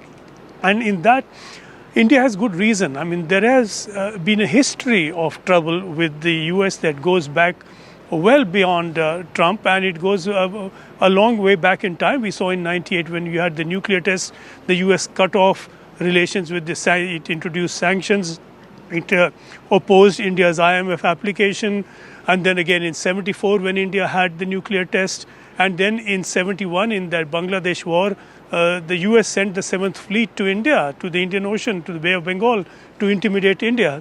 And this has been a history where India has run into trouble with the US again and again. And the US has not been a reliable partner to India. It hasn't been to anyone, to tell truth. But with that history, certainly the Indian government cannot set its policy that depends on the whims of any president that comes and goes. Therefore, this meeting coming up appears quite vital, and it does appear that this is now a long-term shift in the making and not some temporary fix. Not some temporary fix, but of course, let's not undermine the fact that India and the United States have built a relationship over the last 25, 30 years, and that relationship has assumed a vitality of its own, which perhaps extends beyond the reign of the current president. There are a lot of misgivings, as Sanjay Suri has said already on Capitol Hill, in the manner in which Mr. Trump is prosecuting India over the tariffs issue. There is a quiet but silent backlash building up. The Indian side has been engaging a large number of diplomats in the United States, trying to sort of sway their own opinion of their president's handling of the relationship with India. Remember, viewers, the United States still needs, whether it likes it or not, India as a pivot in the Asia-Pacific, in the Indo-Pacific specifically, because they are militantly, of course, opposed to the rise of China, and of course China's own flexing through its initiatives like the BRI, etc., where there is a threat, perceived threat, at least in this part of the world, to American hegemony. So the Americans will continue to need India. The question is whether India will now want to be closely aligned with the United States in the manner that they have been. Is there a choice? Can India pursue its own interests without alienating any one of these principal powers and taking everyone along? Certainly, this Quad arrangement that came up as a sort of pivot, the US pivot to the Indo-Pacific, something that was envisaged really by Shinzo Abe, really, and built by Trump, to his credit, in his last term, now floundering, with Trump indicating to certain American media organizations that he may not even be appearing in India to participate in the Quad. Now, whether that is an additional tactic to arm twist India into accepting his punishing and punitive tariffs, one doesn't know. Whether it is an attempt by him to get India to decouple from Russia, at least when it comes to energy supplies, one doesn't know. Whether it is something that is deeper, a bias that has crept in because of other factors, one doesn't know. But the fact is that the India-US relationship is on rocky ground. India has decided to pursue its own strategic interests to its own advantage and is going to build up on that. But let's get a consensus or a view, really, from other experts who are also joining us. I'm going to go across to General Pandey. He needs no introduction. General Pandey, first of all, the meeting between Prime Minister Modi and President Xi, how do you see this meeting? What are the issues that do you think could, in fact, be at some level or the other resolved? And what are the issues that are going to be long-standing and perhaps take much, much more time to actually develop an understanding on? How do you see this? Rahul, I think firstly compliments on this intercontinental conversation which we are having. I think it's a very rare for an Indian channel to come about. It seems News 18 has arrived, thanks to you. But let me just put things in context. SCO, the visit to Japan, was not episodic, or is not afterthought after Trump tariff game. Right? I think India is on its strategic autonomy path. It will deal with respective powers in the world based on its own interest. Trump episode is Trump tariff outburst and all is an episodic event, and as very rightly pointed out by you, that it is a long-term strategic engagement which we have invested in and is not going to just break suddenly. But coming on to this very important meeting which is going to happen between the two the summit meeting with the Chinese president, I think very, very important facets which are going to be on the table will remain is the trade and security, right? And in security, it is going to remain, from my perspective, is how do we progress on de-escalation, which started about last year somewhere in October, when we were actually eyeball to eyeball confrontation with the Chinese, with the PLA along the line of actual control. And this de-escalation requires a further permanence in terms of going back to much more stable peace and tranquility arrangements which are required, so that these confrontations don't derail India and China's path to look after their own people towards an economic future.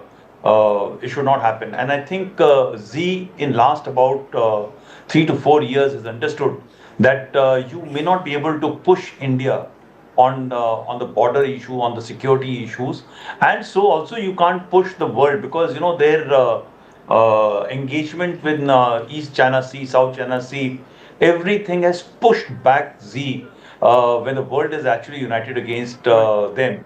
So maybe these realizations are there in their thing. But the second very important part is trade. I think trade is very, very big thing which they will discuss.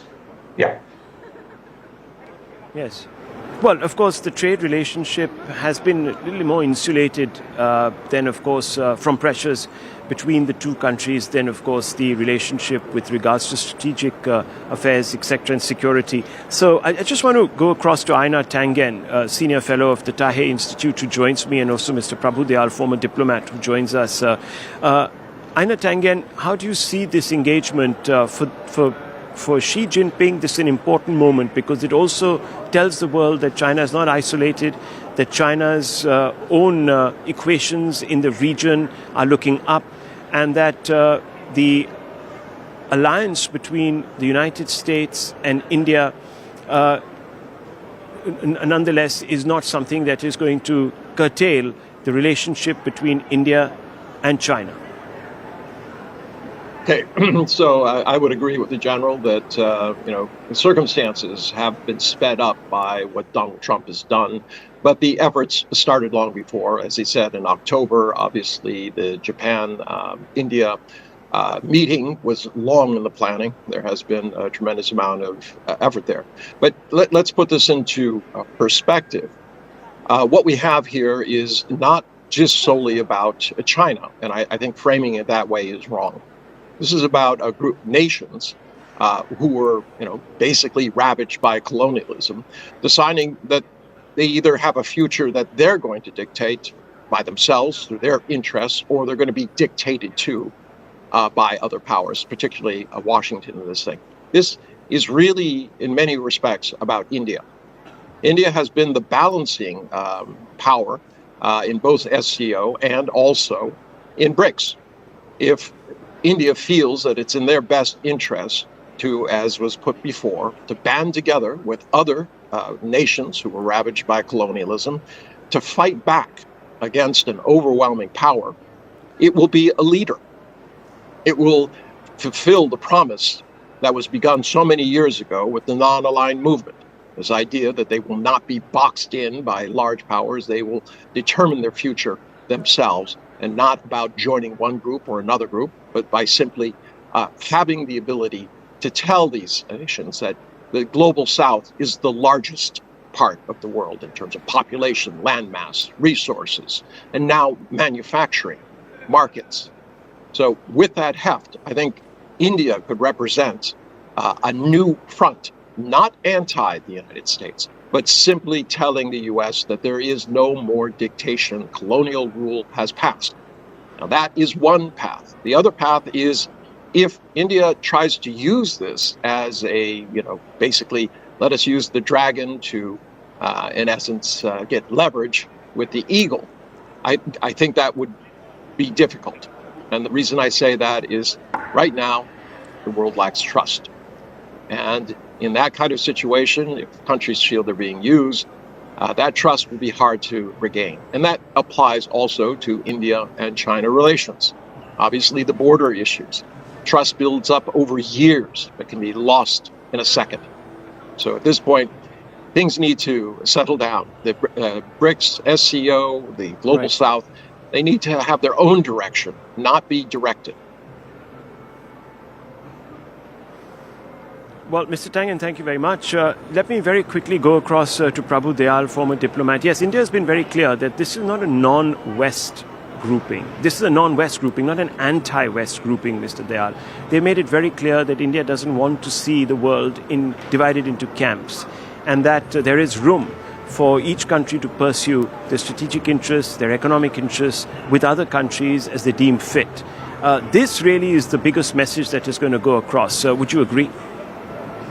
Well, I entirely agree with you. India has been at pains to point out that the importance of the SCO lies in its capacity to serve as a platform for economic cooperation. Now, it's only the United States president who sees the SCO as a counterweight to his influence. Let me mention that the SCO's growing membership and influence signify a shift to a multipolar world order. With 10 full members, including China, Russia, India, Iran, the SCO represents over 40% of the world's population, 34% of the global GDP, and 24% of the world's landmass.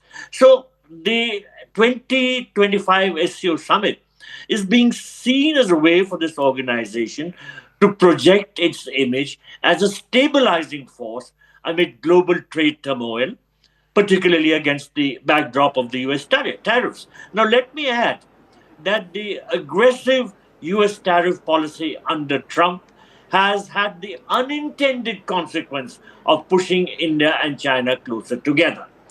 Faced with US antagonism, India has been forced to recalibrate its foreign policy and seek better relations with China. Now, this is PM Modi's first trip to China since the 2020 Galwan clash, and this signals a cautious diplomatic tone. And let me mention that with Xi Jinping, Vladimir Putin, and other leaders attending the summit, it offers a chance to ease tensions, rebuild dialogue, and recalibrate Asia's balance. So while the trust deficit with China will persist, India is stressing multi-alignment, autonomy, anti-terror, and regional stability. So these are some of the important landmarks for us.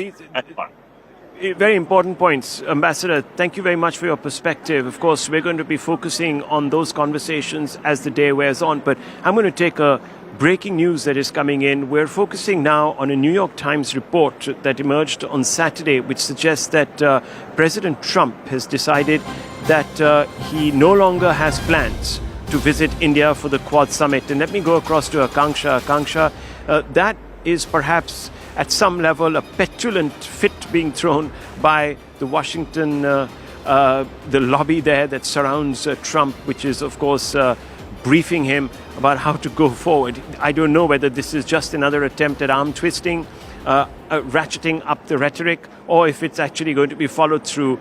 Everything, of course, about Trump is unpredictable, but what's your take very quickly on this? Right. Rahul, story? In fact, this New York Times article titled "The Nobel Prize and a Testy Phone Call, How the Trump-Modi Relationship Unraveled," goes on to talk about how after telling Mr. Modi that he would travel to India later this year for the Quad Summit, reports are indicating, or according to New York Times, they've learned from their sources that Mr. Trump will no longer have plans to visit India this fall, given that India was all set to play the host to the Quad Summit. Having said that, what perhaps could have also fed into the entire rhetoric is the fact that there was a very strong reminder coming from Japan and India in that security joint declaration statement that was issued just a day ago when Prime Minister visited Japan, and he was very much accompanied by the Japanese Prime Minister. So in the joint statement, there was a reminder to Washington that India will be hosting the Quad Summit and that both the countries which are integral parts of the Quad grouping will be as committed to a free and open Indo-Pacific. So Donald Trump perhaps is also speaking from an isolated place right now. US is feeling very isolated, particularly by powers in Asia. In fact, what I can tell you is that the US Embassy Group has also been bombarded with queries from Indian journalists with a confirmation to which we have been directed towards the White House. No official confirmation has arrived from the White House or from India, but reports are already doing the round that Quad and Washington's own willingness to engage with New Delhi, especially when it comes to the Quad grouping, could very well perhaps mean diluting of this entire strategic grouping. Okay, well, lots of news coming in on, of course, the Emergence Summit meeting between the two leaders now. This is an important bilateral engagement, perhaps the most consequential in the last few years that the Indian Prime Minister is holding. We're going to take a very short break at this point, viewers. We're going to come right back to our rolling coverage of straight out of Tianjin.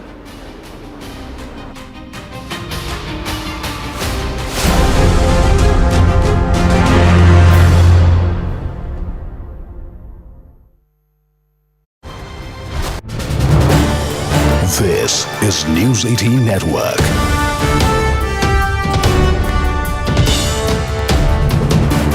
India's largest news network. Coverage. And this is a very important day, of course, as it will be kicked off by Prime Minister Modi meeting with President Jinping in just a short while. Remember, friends, that this is an attempt at a reset. Whether, of course, it turns out to be one will be determined over the next few hours. But look over my shoulder. This is where the entire action for the day is going to be located. This is a beautiful venue. It's been spruced up to welcome the international leaders from the SCO bloc, and there are buses upon buses of delegates that are arriving. It's a hive of bustling activity. It may not look like it, but it is very early days here in the morning. It is still just about 9:30, and we've got off to a very early start because we're going to give you a 360 view of what lies ahead. And as I am speaking, we're being told that the Russian President, Vladimir Putin, has also landed in Tianjin. And this is very important because remember, tomorrow at about noon, the Prime Minister of India will be also holding a bilateral conversation with him. But before that, of course, will be the big meeting of all the SCO leaders in this great hall behind me. As you can see, it's all laid out for the grand day. And of course, this will be also the venue for a dinner later today in the evening where the SCO leaders will meet informally, exchange views. There could be a few pull-asides. We don't quite know exactly with whom, but it's possible that the Prime Minister will have casual conversations with certain leaders there. But let me tell you, the important essence right now that everyone is focusing on, and with almost militant zeal, in fact, the Chinese media, the newspapers, the People's Daily, all covering that all-important meet between Prime Minister Modi and, of course, Xi Jinping. That meeting is a very, very critical one because, remember, it comes in the backdrop of global headwinds. Both countries are under the tariff cosh, and that tariff cosh has been sort of built up by one man, Donald Trump, who's sitting in the White House. And let me tell you that America is not very pleased with this engagement either. It sees India obviously exercising its strategic autonomy. It is also seeing India exercising its financial economy, its economic autonomy, and they will not be very happy with the prospect of India nudging closer to Beijing. Whether this leads to a reset, of course, as I said, remains to be seen on the terms of the dialogue. I want to go straight across to Sanjay Suri, who's joining me from America right now. Hawkeye there on developments. Sanjay, very good morning from Tianjin. We are connecting, of course, transcontinental this morning. But I want a perspective from you, from America really, as to how Trump and his team are looking at this interaction, consequential interaction. It suggests that India and China are now committed to trying and resolving some of those issues which at one time proved to be such a headache and inflicted what was a downturn in relationships. You're quite right. The President certainly is not looking at this with a great deal of joy. You have to see where Trump is coming from, which is not hard to see. He's been trying to play puppeteer, and he has that illusion, and he's rather dismayed that those he imagined would be his puppets have a mind of their own. They're not puppets at all. They're going their own way, not only going their independent way, but going the way opposite to what he would have liked. This is exactly what he did not want. He assumes that he has control. He is quite the bully on the block at a global level. And when he finds himself thwarted, when he sees signs of the kind coming out of China now, this is exactly what he did not want to see. This then not only threatens the extent of control he's wanted to exercise over China and over India, but then it seems to threaten a building up of an alliance that will potentially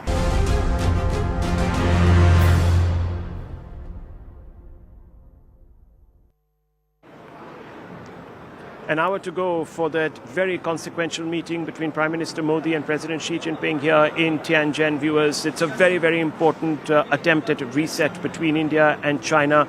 This meeting will have huge ripple effects across the globe. Already huge amount of attention, not just from the Chinese media, not just from the SCO countries, but also from Washington. We've been multilocating this coverage straight out of Washington. We've also been connecting with some of our partners, of course, other broadcasters here in China to give you updates. I've spoken to a large number of Chinese journalists who are focused like lasers on this particular meeting, because from the Chinese side, this is an important assertion of China's own acceptability amongst countries that, of course, are democracies. Remember, the SCO remains a closed club at some levels of countries that are not exactly democracies. They are at least pretensions of being democracies, but India brings huge credibility to the SCO. So India, the world's largest democracy, a functional democracy, an impressive democracy where every individual has a vote and can determine his or her own future, not available to citizens of other SCO countries. So from that point of view, from the larger perspective, India's participation is very, very crucial. The newspapers here in China flooded with reports of Prime Minister Modi, huge curiosity on Prime Minister Modi in India, and specifically when it comes in the backdrop of a chill of sorts between India and the United States on the back of Trump's unilateralism when it comes to tariff and trade issues with India, overshadowing that relationship which has been built up over 30 years that China viewed as a big threat in its own backyard. With that unraveling a little bit, I'm not going to say that in any way it is falling apart or it is being undermined, but there has been obviously some amount of a irritant that has come in. Yes, we'll probably work through these trade issues, and there is a natural alignment between India and America because it doesn't have competing strategic interests here, at least in our part of the world. That, of course, we do have with China, and those are issues that will, of course, be talked about. The biggest obstacle really between Beijing and New Delhi is at this moment the deficit in trust, and that has to be somehow papered over between these two leaders when they meet for those 40 minutes, consequential minutes. 40 minutes is a long time for a bilateral meeting. Let's go across to our reporters and get a sense of how they are looking at this. Let's go straight across first to Sanjay Suri, who's reporting straight out of Washington. Very consequential meeting, could redefine geopolitics, at least in this neck of the woods, and of course America's approach to the way it deals with both China and India, and don't forget Russia. Sanjay. You know, Rahul, we've been speaking about the meeting that's coming up very shortly now. We've been speaking about the Quad and Trump's reported move to skip that meeting. The question is here, does India now want the Quad meeting with as much enthusiasm as it no doubt wanted earlier? We are just short of that meeting between President Xi and Prime Minister Modi. The Quad was aimed clearly at China. This was a security arrangement, not a security arrangement that has any military teeth to it or even very much political weight, but certainly aimed at China. Would India, at this juncture, at this time, want to provoke China by talking of Quad or showing any enthusiasm for it? So the lack of enthusiasm from Trump to attend this meeting possibly is matched by a similar view from New Delhi. We don't know yet. There's no official word from here in Washington, no official word from New Delhi. about this meeting, whether it will happen, whether it will not happen. But certainly there's a question now both ways, not just for Trump. And clearly, now the question here in Washington is what is going to emerge out of the meeting that you are reporting and witnessing.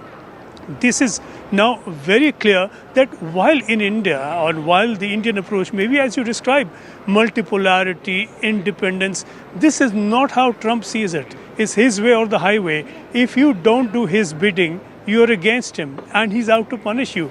This is a president who believes the world owes it to America to feed it and to fund it.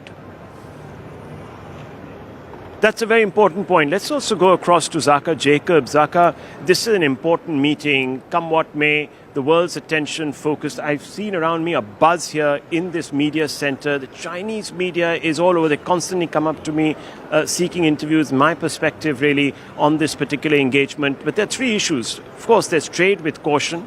Naturally, there are regional equations that also will come up for discussion, specifically China's closeness to Pakistan. And of course, there is the larger confidence-building need, which is being somehow addressed through mechanisms to prevent fresh flare-ups along the LAC rather, while keeping sovereignty non-negotiable. So these are the important components of this engagement. Oh, absolutely. And like you've been saying and you've been reporting for the last couple of days, the real elephant in the room is going to be Trump and the tariffs.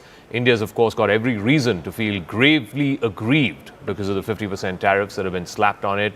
It's the highest for any country in the world, along with Brazil. So no doubt about it, while the talks today between Prime Minister Modi and President Xi Jinping, and as Rahul was outlining, it's going to be a 40-minute long conversation, slated to happen at noon local time, that's 9:30 a.m. here in India, and we'll be counting down to it. Remember, this is the first time the Prime Minister is in China since 2018. The last time he was there, I had covered that summit. That was the BRICS summit in Qingdao, again a coastal city, this one in Tianjin, about 100-odd kilometers from the capital, Beijing. And these 40 minutes are going to be crucial because it's not just the bilateral. Of course, India has huge ongoing concerns with China, not least is the border issue. You had Wang Yi, the foreign minister and the special representative here in India last week, and one of the things that they agreed to was an early harvest on the border issue. What that means, we don't know. The first part of the disengagement, de-escalation process, that was agreed to when the two leaders met the last time in Kazan. That was again on the sidelines of the BRICS summit last year, in October of last year. But that's only the first part. You still have 50,000 troops sort of staring at each other on either side of the line of actual control. And I think that is something that both leaders will be keen. The next step, which is de-escalation, bring back the troops, bring them back to their barracks, as was the case pre-2020, pre-Galwan, pre the clashes that happened in the summer of 2020. So I think that step is going to be the big overriding bilateral issue to tackle. And like I said, there is a big multilateral sort of elephant in the room, which is the Trump tariffs. And China has taken a very different approach in dealing with those Trump tariffs. China is the only country that has retaliated against the American tariffs. It went all the way up to 145%, tit for tat, match for match, and finally the Trump administration relented. They have now put the Chinese tariffs on pause for the next 3 months, and it's likely that Trump, and you were talking to Sanjay a moment ago about Trump not wanting to come for the Quad summit, Trump will definitely go to China. He may or may not come for Quad, but he will definitely go to China, maybe around the time of the APEC summit. He desperately wants to cut a trade deal with China. So maybe it'll happen in September, maybe it'll happen in October, whenever it is, he will travel to Beijing and they will make that grand announcement between the world's top two economies. Right now, the relationship between New Delhi and Washington is very, very cold. And I think that's going to have a huge factor, not just in the warming of ties between Delhi and Beijing, but also the continued partnership between Delhi and Moscow. And tomorrow, you'll have that meeting as well between President Putin and Prime Minister Modi. So we'll keep an eye out for that. I also want to go across to our reporter. Siddhant is joining us here in our studios. Akanksha is also there tracking the MEA for us. Our guests are also there with us. Aina Tangent is joining us live from Beijing. Lieutenant General Pandey is former GOC and 15 Corps Chief. Prabhu Dayal, former diplomat, also joining us. Siddhant, you know, the last time the two leaders met in Kazan, the overriding issue was the boundary, the border, how to de-escalate, how to, take the situation away from the brink. This time, it's not just the bilateral, it's also the multilateral, and that is the Trump tariffs and how to deal with the Trump tariffs. What are you hearing? from MEA folks. Yeah, that's right, Zaka. In fact, Zaka, it's very important to highlight, many are looking at this visit of Prime Minister Modi to Tianjin with the prism of Trump tariff. But as I have been tracking development from Kazan, as far as SR level talks in December is concerned, perhaps at that point in time also, China demanded full contribution from India as far as SCO grouping is concerned. Then in January, there was a foreign secretary visit. Then April, again, NSA Doval went to China. Raksha Mantri Rajnath Singh, EM S. Jaishankar. So it should not only be seen, with the prism of Trump tariff and the Troika meeting in Tianjin. That is what my understanding is. Also, Zaka, as you rightly pointed out, India talks about three mutuals: mutual respect, mutual sensitivity, and mutual interest. And perhaps this was mentioned in Minister of External Affairs' release the other day after the meeting of EM S. Jaishankar with Foreign Minister Wang Yi. So the focus of India will definitely be the border dispute. In fact, the expert group to explore early harvest, as Zaka pointed out, WMCC, has been agreed by both sides. Working group under WMCC to advance effective border management was also agreed by both sides. Creation of general level mechanism is something which both sides agreed to. So there were a lot of deliverables during the last SR level talks. But Zaka, also I would like to highlight this, that as I said, that since Kazan, Chinese wanted Prime Minister Modi to attend the SCO Summit. In fact, in many of my off-camp conversation with the Chinese diplomats, they always told me that they want Prime Minister Modi to attend the SCO Summit. So, many say that they agreed for all these things because they wanted this visit of Prime Minister Modi to happen. Okay, I also want to go across to Akanksha. For the last 5 years, since the border flare-up happened, Akanksha, the Chinese position was, the border is just one issue. There are a whole gamut of other issues that India and China can talk about and should be talking about. But India did not, take that approach. India said the border is fundamental.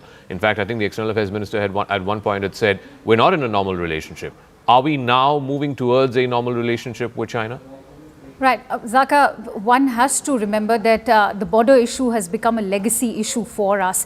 And as the External Affairs Minister, Dr. Jaishankar, and Prime Minister both have said that for stable economic relations, there has to be predictability, there has to be normalcy to the border issue, to the security relations between India and China. A very critical message that was delivered by Prime Minister Modi from the Japanese soil itself shortly before he made that trip to China.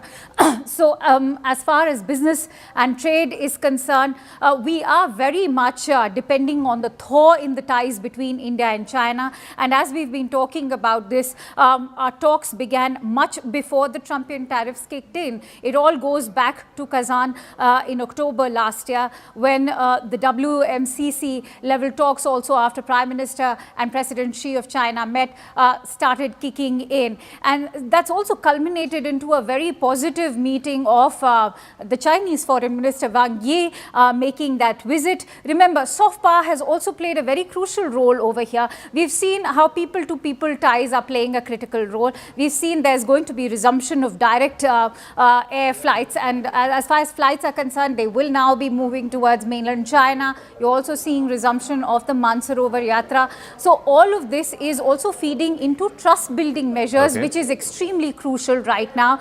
Trade, I can tell you that the Niti Aayog did propose a 24% figure for Chinese FDI, which of course was curtailed after the Galwan clashes in 2020. And we are looking towards that Chinese FDI to come and invest in the dwindling sectors of India, primarily when it comes to telecom and enterprise. So Rahul's there reporting for us live for the last few days, and he will continue for the next 2 days to report for us live from Tianjin.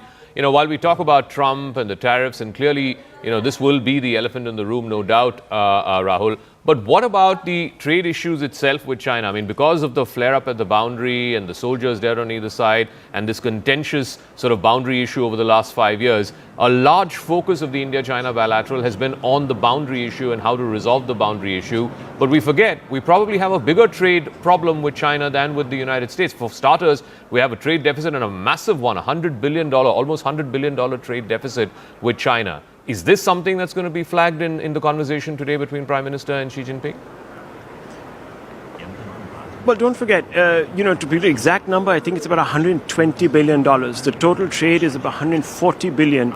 And it is so biased towards the Chinese. But look, let's be very clear about a couple of things. Both sides have been playing down the talk of breakthroughs. This is not even a reset.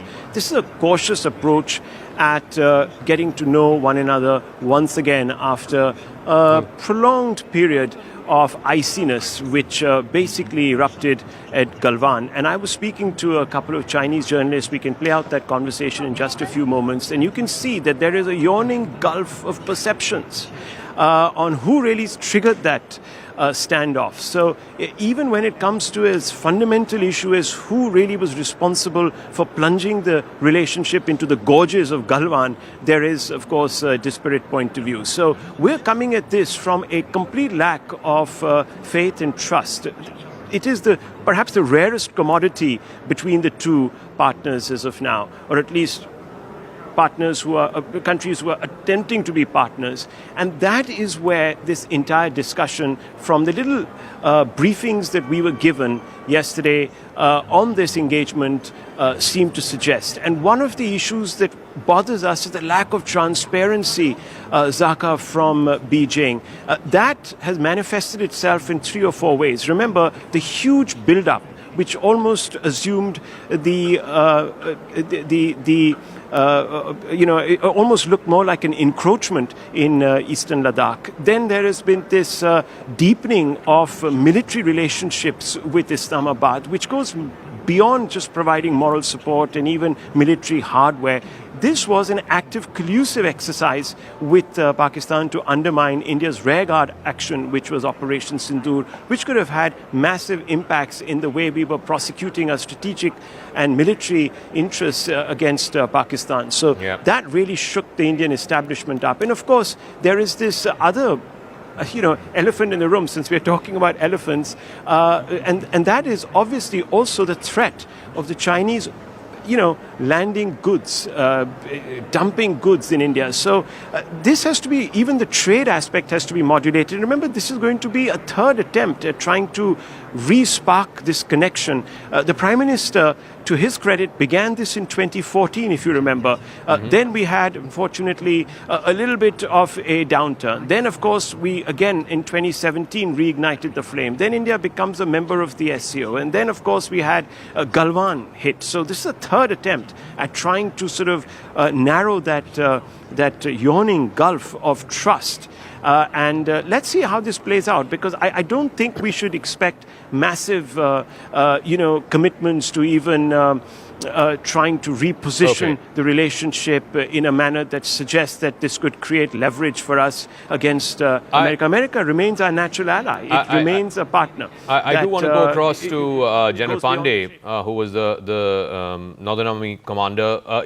When the two principals met last year, General Pandey, the Prime Minister and President Xi, the first step, which was disengagement, was agreed to, and that process, and the last two sticking points were Demchok and Depsang, that has been done. When they meet today in Tianjin, can they agree to the next two steps, de-escalation and eventually de-induction? Because at the end of the day, and you would say this openly too now, that the last thing the Indian Army wants is to have 50,000 troops on either side of the LAC.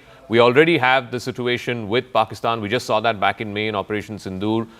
We don't want to have another hot border, as it were, or a hot line of actual control. Can we get to those two next steps? What are the impediments in getting to those two next steps? I think impediments are basically perception and long-standing mistrust of Chinese posture and how they go about things. If you look historically, in spite of what India did for China in the World Forum, the Aksai Chin encroachment and taking over. When we were involved in the Kargil conflict onto the western border, they came in and very quickly occupied certain areas which were not so well dominated by us.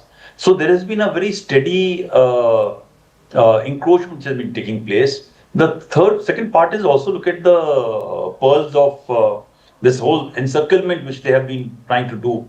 More importantly, you imagine their engagement with Pakistan in terms of every time India has broached the topic of terror and tried to look at TRF or Lashkar-e-Toiba to be designated as a terrorist organization, it is the Chinese who have put the spanner in the wheels, and they have not allowed this to happen. This very, very intimate engagement. And then during Operation Sindoor, if you recall, majority of the resistance in terms of indirect support, in terms of technology, in terms of information intelligence, they all came to Pakistan during this not very in distant future, in distant past, just about a few months back.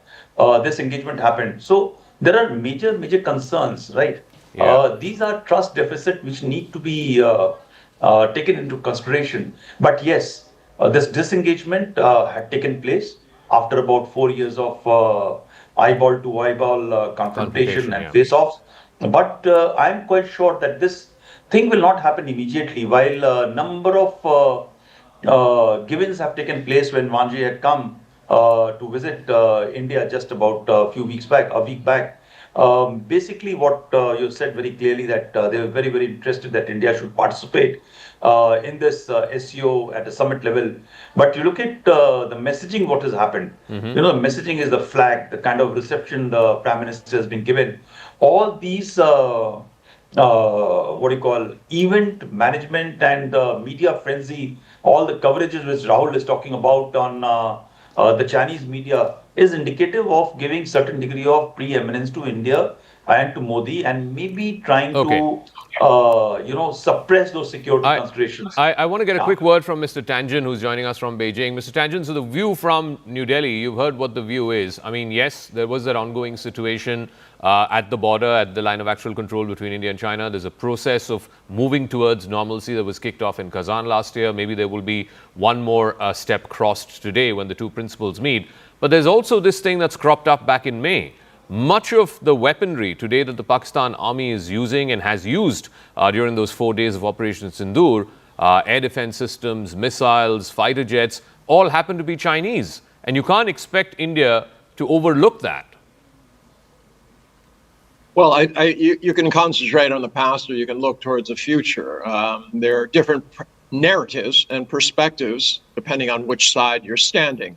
So at this point, India has a clear choice. And this discussion has underlined what I said earlier.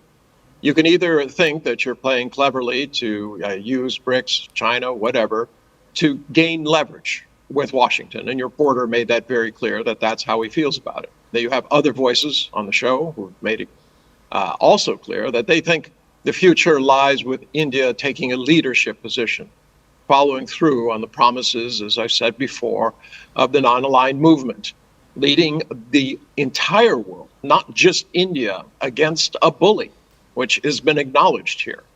So yes, there are always going to be issues. Trust is important.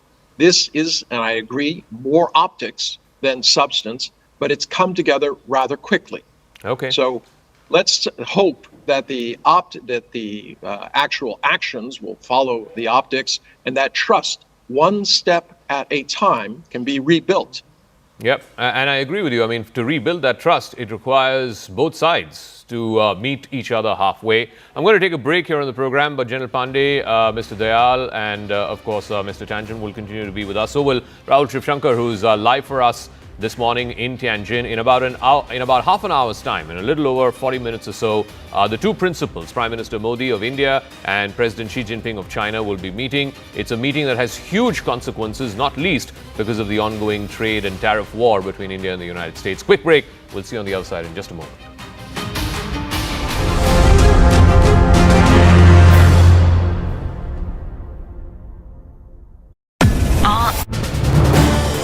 This is News 18 Network.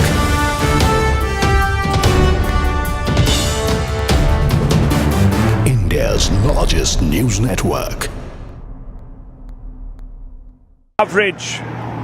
And this is a very important day, of course, as it will be kicked off by Prime Minister Modi meeting with President Jinping in just a short while. Remember, friends, that this is an attempt at a reset. Whether, of course, it turns out to be one will be determined over the next few hours. But look over my shoulder. This is where the entire action for the day is going to be located. This is a beautiful venue. It's been spruced up to welcome the international leaders from the SCO bloc, and there are buses upon buses of delegates that are arriving. It's a hive of bustling activity. It may not look like it, but it is very early days here in the morning. It is still just about 9:30, and we've got off to a very early start because we're going to give you a 360 view of what lies ahead. And as I am speaking, we're being told that the Russian President Vladimir Putin has also landed in Tianjin. And this is very important because remember, tomorrow at about noon, the Prime Minister of India will be also holding a bilateral conversation with him. But before that, of course, will be the big meeting of all the SCO leaders in this great hall behind me. As you can see, it's all laid out for the grand day. And of course, this will be also the venue for a dinner later today in the evening where the SCO leaders will meet informally, exchange views. There could be a few pull asides. We don't quite know exactly with whom, but it's possible that the Prime Minister will have casual conversations with certain leaders there. But let me tell you, the important essence right now that everyone is focusing on, and with almost militant zeal, in fact, the Chinese media, the newspapers, the People's Daily, all covering that all-important meet between Prime Minister Modi and, of course, Xi Jinping. That meeting is a very, very critical one because, remember, it comes in the backdrop of global headwinds. Both countries are under the tariff cosh, and that tariff cosh has been sort of built up by one man, Donald Trump, who's sitting in the White House. And let me tell you that America is not very pleased with this engagement either. It sees India obviously exercising its strategic autonomy. It is also seeing India exercising its financial economy, its economic autonomy, and they will not be very happy with the prospect of India nudging closer to Beijing. Whether this leads to a reset, of course, as I said, remains to be seen on the terms of the dialogue. I want to go straight across to Sanjay Suri, who's joining me from America right now. Hawkeye there on developments. Sanjay, very good morning from Tianjin. We are connecting, of course, transcontinental this morning.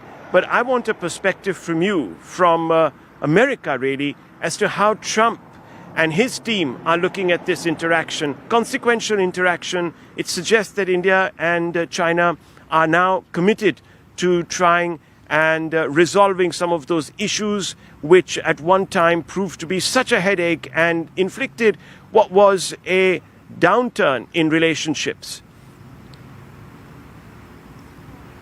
You're quite right. The President certainly is not looking at this with a great deal of joy.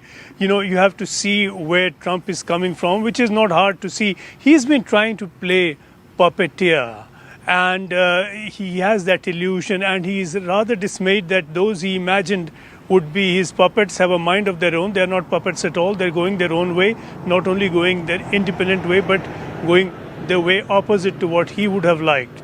This is exactly what he did not want. He assumes that he has control. He is quite the bully on the block at a global level. And when he finds himself thwarted, when he sees signs of the kind coming out of China now, this is exactly what he did not want to see. This then not only threatens the extent of control he's wanted to exercise over China and over India, but then it seems to threaten. Good morning and welcome to our continuing coverage here on CNN News 18. The global spotlight turns to Tianjin, the northeastern city of China, as global leaders from India, China, Russia will all be descending there for the SCO Summit, the Shanghai Cooperation Organization Summit of 2025. Prime Minister Modi landed there last evening. He will be meeting in the next 30 minutes in a separate bilateral meeting with the host, that is the Chinese President Xi Jinping. It's the first time that Prime Minister Modi is in Chinese soil in the last 7 years. The last time he was there was in 2018 for a BRICS summit, after which things have changed quite dramatically between India and China. There was the Galwan flare-up that happened in 2020. And in a sense, the process of going back to a degree of normalization between Beijing and Delhi started in Kazan last year when, again, the two leaders, Prime Minister Modi and President Xi Jinping of China, met on the sidelines of the BRICS summit in Kazan last year, where they agreed to the first step of the disengagement, de-escalation and de-induction process. Can they now agree to the second step? Like I said, the world's eyes are on this meeting, not least because of the ongoing bilateral situation between India and China, but also because of the global situation. The Trump tariffs have completely upended the global trading order as we know it. India and America right now are arguably in the worst possible form of their relationship in the last 25 years, certainly since the Clinton sanctions of 1998. And this is going to have an overhang in the meeting at the SCO. Certainly when both Prime Minister and President Xi Jinping meet later this hour, and also tomorrow when Prime Minister Modi will meet with President Putin of Russia, as the United States has made, willy-nilly, India too a stakeholder in the peace in Ukraine. Yesterday, President Zelensky of Ukraine had a phone call with Prime Minister Modi after he landed in Tianjin and asked his help in bringing about a peace, try to convince President Putin to move towards peace in Ukraine. So all of that is going to be there as an overhang for this bilateral meeting, which is expected to be about 40 minutes long, is what we're given to understand. I want to first go across to Rahul Shivshankar, my colleague, who's covering this meeting live for us, the SCO Summit live for us from Tianjin. 40 minutes, that's comparable to when the two leaders met last time, Rahul, in Kazan. But this is the first meeting on Chinese soil, both on the bilateral front and on the multilateral front. What's at stake ahead of this meeting? Well, of course, on the bilateral front, it is trust, isn't it? That's at stake. This is an attempt at trying to reassess the intent behind the Chinese move on the part of New Delhi. It is the Chinese, even before Trump really became supercharged about the tariffs issue, to the Chinese that reached out to the Indian side. It reached out to the Prime Minister's delegations and the External Affairs Ministry, etc. And we saw the first indications, and that culminated in a meeting. You yourself referred to that meeting between the two principals last year, which really kick-started this exploratory exercise to try and find common ground. Now, remember, the phrases that have been used is that they are going to try to explore early harvest in boundary delimitation in the India-China border areas. It's explore an early harvest, not realize an early harvest. When is harvest season? We don't know. But explore, which means that the fundamental yawning gaps still exist. There has been immediate disengagement, but has there been a drawdown? No, there hasn't been a drawdown of force levels. Those forces are still there. Yes, there have been important steps that have been taken to try and build confidence, which is create buffer zones, etc. But trust remains that very, very, very elusive commodity between these two countries. Can the Indian Prime Minister walk away from that meeting feeling that, yes, China is ready now to walk the talk, meet it more than halfway? There are many Indian analysts who will say that the onus really is in the Chinese side, on the Chinese side of the fence, to come out, reach across and assuage and even assure India that, look, the past is well and truly behind us, that the Chinese are going to not look at bilateral relations as a zero-sum game. They're going to take this forward in a meaningful manner to attempt to reset this relationship in a manner that can be mutually beneficial to the two of us. But as long as there is this deepening relationship with Pakistan and this unified sort of pressure that was applied on us during Operation Sindoor, these are fundamentally troublesome, irksome issues, and no amount of trade. Remember, look, trade hasn't been a casualty even of the standoff after Galwan. In fact, trade has grown between India and China it's only benefited China a lot more. India only has about $20 billion as part of that China. So it was never trade that was going to be the real impediment. It's China's competing territorial and, of course, foreign policy interests that clash and make this a problem. And while, of course, we've hit a bit of a odd, moment with Washington, America is really a natural ally, as the saying goes, and it dates back, of course, to the Atal Bihari Vajpayee era, because we have common interests and common ground to stand on here, specifically in our part of the world. It's not America that is actually in any way tremelling on our territorial integrity. It's China that's doing it. It's Pakistan that violates the border with Chinese active support militarily, intelligence-wise, and violates the trust. So I think the Chinese have to walk that extra yard. I had a conversation with the Chinese analyst here, and he sees it very differently. Squarely, the Chinese believe it's the Indians that are the agents provocateurs. They're the ones who are in competition. They're the ones who, in the Chinese backyard, are playing games, engaging countries like Japan. And remember, the Prime Minister is coming into this meeting on the back of a very important and consequential meeting with the Japanese Premier, where he made a very telling remark. He said that the Chinese need to respect the territorial integrity of Japan in eastern China Sea, which is a very important allusion to the fact that we also have our border disputes. And yes, while a working mechanism and a special task force has been set up under the WMCC to resolve these issues, it's going to be stretched out.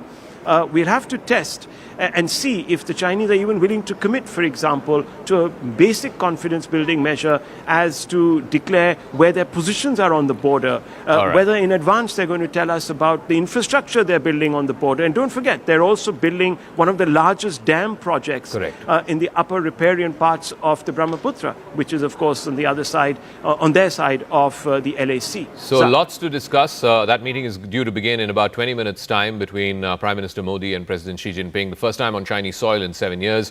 The first time they'll be meeting, I think, in a gap of about 6 or 7 months. They met last in October of 2024 in Kazan on the sidelines of the BRICS Summit. So what's at stake? Before we go to our guests, and we have a whole plethora of guests joining us. Rajiv Dogra, former ambassador, is joining us. Aina Tianjin is joining us live from Beijing. Here in our studios, Major Manik Jolly is there.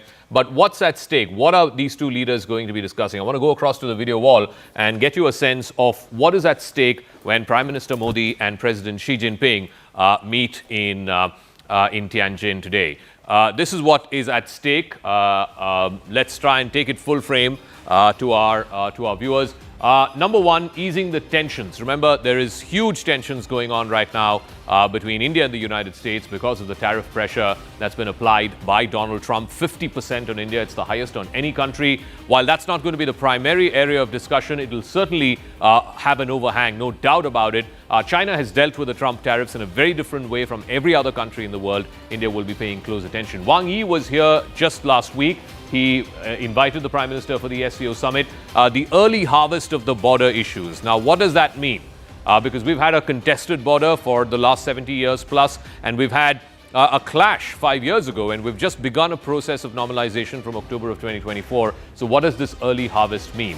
Also, China's envoy, Xu Feihong, who's the ambassador here, just last week, before leaving for the SCO Summit, said that India has to stand up to the bully that America is. America is a bully, and give the bully an inch, he will ask for a mile. China also sees improved ties as a counter to the Indo-Pacific, to the Quad. Now, the New York Times is reporting that Donald Trump may not come to India for the Quad, so that's again a matter of concern. The Prime Minister has said that it's important for India and China, and this was an interview that he gave to a Japanese daily before his visit to Japan yesterday, where he said that it's important for India and China to work together to bring stability to the global economic order. So these are some of the pointers, and of course there will be the meeting with President Putin as well. That's going to be on Monday, I believe, after the opening plenary of the summit. But first, I want to go across to our guests. Ambassador Dogra is there with us. Ambassador Dogra, you know, it's all fine. I mean, India and China should have a normal relationship, as normal as possible between two neighbors. Given both the international context, which is the Trump tariffs and how to deal with it, and the real bad blood that's going on between Delhi and Washington right now, how much of a thaw can there be between India and China, given what we've gone through in these last 5 years? Well, America, as you said very rightly, is the overhang in this meeting. But that's not the central point. China is not going to tell us how to deal with America or Trump, basically. And India is not going to give any advice to China because it doesn't need one. It has already sorted out its issues with America by standing up to it and not giving in to its bullying. India has done it in its own way. The problem, let me also point out, is not America. America bullies countries, but Trump is a bull. So while bullies can be tackled, bulls are unpredictable. So this is a temporary issue that India and the world has with a person who happens to be the president of America at the moment. The more important point is India and China, and what are they going to discuss? Of course, Ukraine, Gaza, and so on, or the killing of the Houthi Prime Minister yesterday. They will also be part of the discussion, but they are not going to be the central theme of Xi-Modi meeting. And Xi-Modi meeting is limited. 40 minutes may be the time, but with interpretation, it amounts to only 20 minutes. And I don't think they will go into the details of what needs to be done with regard to the border, except get on to what is possible, as you said, low-hanging fruit on the border issue, which is basically the central sector. So if something can be done as early as possible on defining that central sector, I think that will be a great confidence-building measure. So let's get the view from Beijing. Aina Tianjin is also joining us. The view from Delhi, Mr. Tianjin, has always been, even on the border issue, is that is central to resolving the trust deficit, that is central to normalizing ties between Beijing and Delhi. Beijing's view always in these last few years has been that you've got a whole gamut of other issues that we can talk about. Let's park the border aside. But that's not the view that's shared here in India. Have we met each other halfway on that at least? Because India feels that is the big elephant in the room. You have to tackle the boundary issue first. Everything else can be tackled later. In relations between countries, there are different perspectives on what is most important. Obviously, territorial issues for India has become a central nationalistic point. For China, they don't see it that way. They see a bunch of pastures there. They see competition. So you can look at the past narratives all you want. It will not solve the future. So the question is, does India want to follow what Rahul has been saying? In essence, that the U.S. is the real ally and China is just an impediment, something that has to be dealt with, and that they can be played off against each other. Or, as I was sensing, the ambassador says that there has to be some real understanding between both sides. And it's not just about India and China here. I mean, it's tempting to say, oh, the border issue is the only issue in the world. But, we have Gaza, we have Ukraine, we have all things happening throughout Southeast Asia, Africa. These are things which need leadership. And I think this is really, and I keep saying it, and I'm going to keep saying it, an opportunity for India, for Narendra Modi to stand up, not only for India, but for the entire world. Tell this bully, Trump, that it's enough. If he wants to tax his people with tariffs, fine. But the tariffs should be uniform. He should not try to pit one country against another. And this is the most important thing. In terms of what's happening, I do believe it's optics. Trust is built step by step. It's not going to be settled. They're not going to announce we have a new border.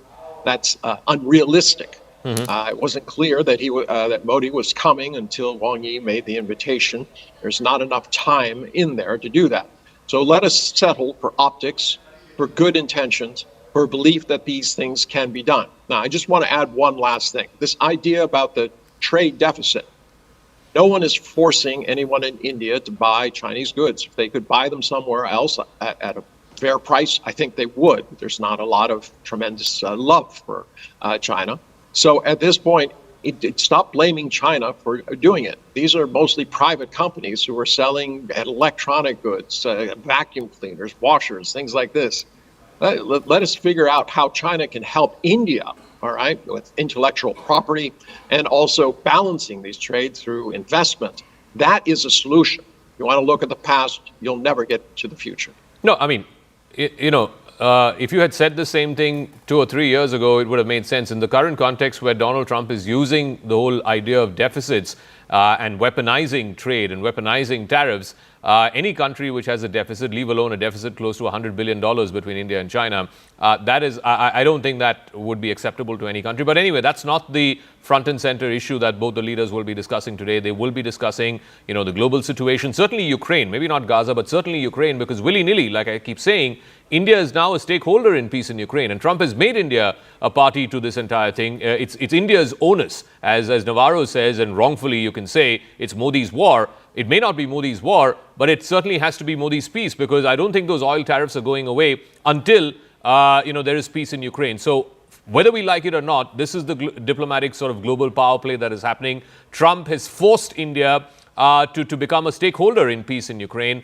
and to try and use whatever leverage India has. And admittedly, there are very few points of leverage that anyone can have with President Putin. Maybe the Chinese have a point of leverage. India certainly has to some degree. But ultimately, he's going to take a call on whether to continue with the war or move to the negotiating table, move towards peace, depending on his own assessment of whether he has won the war, whether his war objectives have been achieved. But willy-nilly, like I said, India is now a party to the peace in Ukraine, and that's why the Ukrainian president had a phone call just on the eve of this SCO summit, hoping that Prime Minister Modi, when he meets President Putin, and I think that meeting is going to happen tomorrow, can sort of convince him to move further towards a negotiated peace. But, Major Jolly is here with us. I want to go back to the India-China situation, because I think it's fundamental, it is central, that if there has to be a degree of normalcy between Delhi and Beijing, then the boundary issue needs to be addressed and it needs to be resolved. And fortunately, 6, 7, 8 months ago, when the two leaders met in Kazan, the first step of that process, disengagement, was agreed to. I think there were 7 friction points. There were 2 that were outstanding, Depsang and Demchok. That was agreed to. So disengagement started and completed after the meeting in Kazan. Can we get to the next step, Major, which is de-escalation, and then finally the last step, which is de-induction? The last thing that India or China want is 50,000 troops on either side of the LAC. Major. Yeah, thanks, Jaga. So I'll just take a note from what Mr. Tianjin was saying, that what he was trying to say is that we keep the border issue aside and focus on the trade, commerce and economics of it. That cannot happen actually. The bane of our relationship always has been the LAC issue, right from the independence till today. You do a lot of trade and suddenly there's an escalation and there's a border dispute and everything goes away. Then you're banning stuff, you're cancelling visas. So that till the time that is resolved, there is no actually conclusive step ahead, because the risk of that escalatory initiative which stays with China most of the time is always there. So I would say that one of the greatest, for a moment, let's forget the multilateral part and focus on the bilateral Indo-China. Some of the greatest achievement that this conference, this meeting or the discussion between two leaders can achieve is one, at least attaining a certain sort of status quo. That fine, we will not start, incursions will happen. We'll not start firing on each other, and let's try and de-escalate. Let's try and stabilize more. And what you said, this de-induction which has started, the lower the number of troops there are on LAC from both sides, it's a direct giveaway of the faith you have on each other. Yeah. So that could be a major step in telling each other that fine, I'm taking this step, you take it. It has to be a bilateral thing. Another thing that often gets missed out is the meeting points between India and China forces. We have only 5 of them. 1 in Ladakh, 2 in Arunachal, 1 in Sikkim. There's a whole lot of LAC where there is nothing actually. Yeah. So we need to create more. So that is another discussion that could happen, that to enhance the discussion between two parties, two armies actually. Sorry. Okay.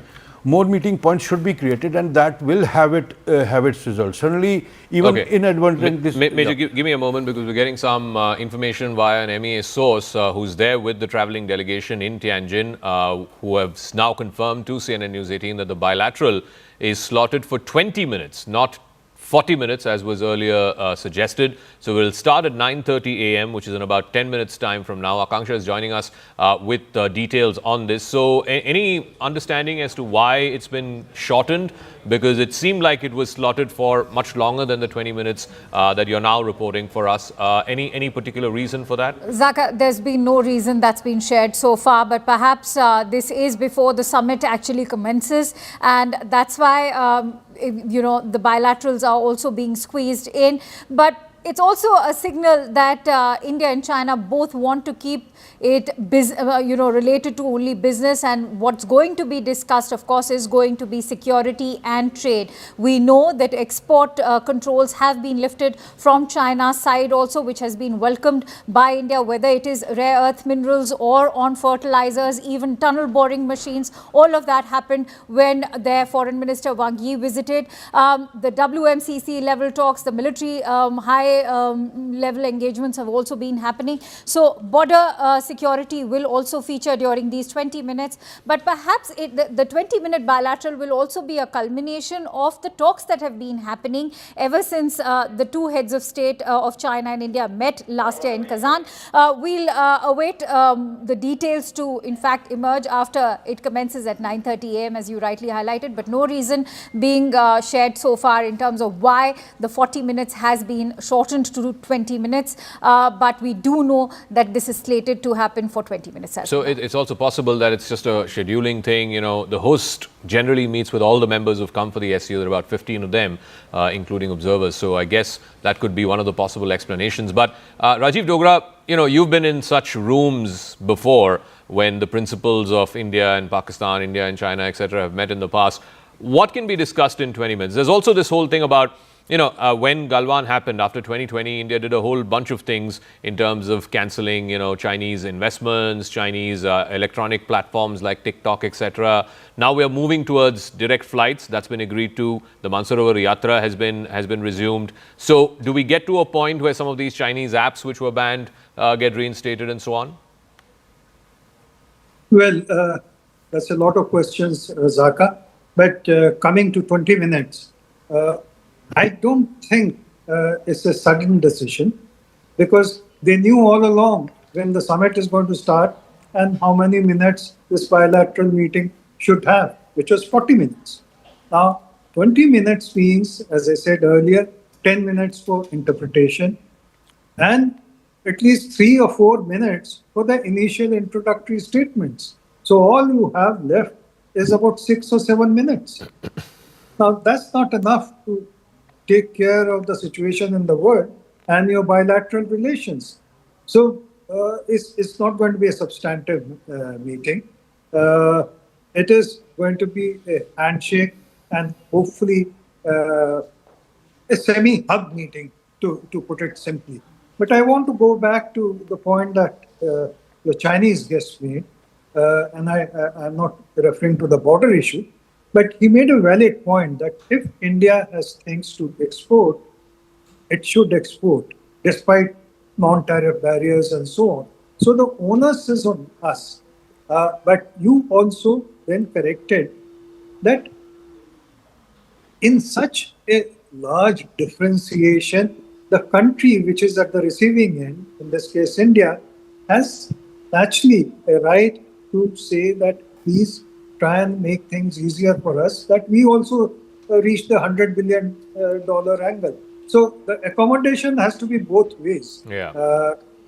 But you know, I hope there is another chance for a pull aside or some sort of a meeting. Otherwise, the optics that this 20 minutes is giving is not very hopeful.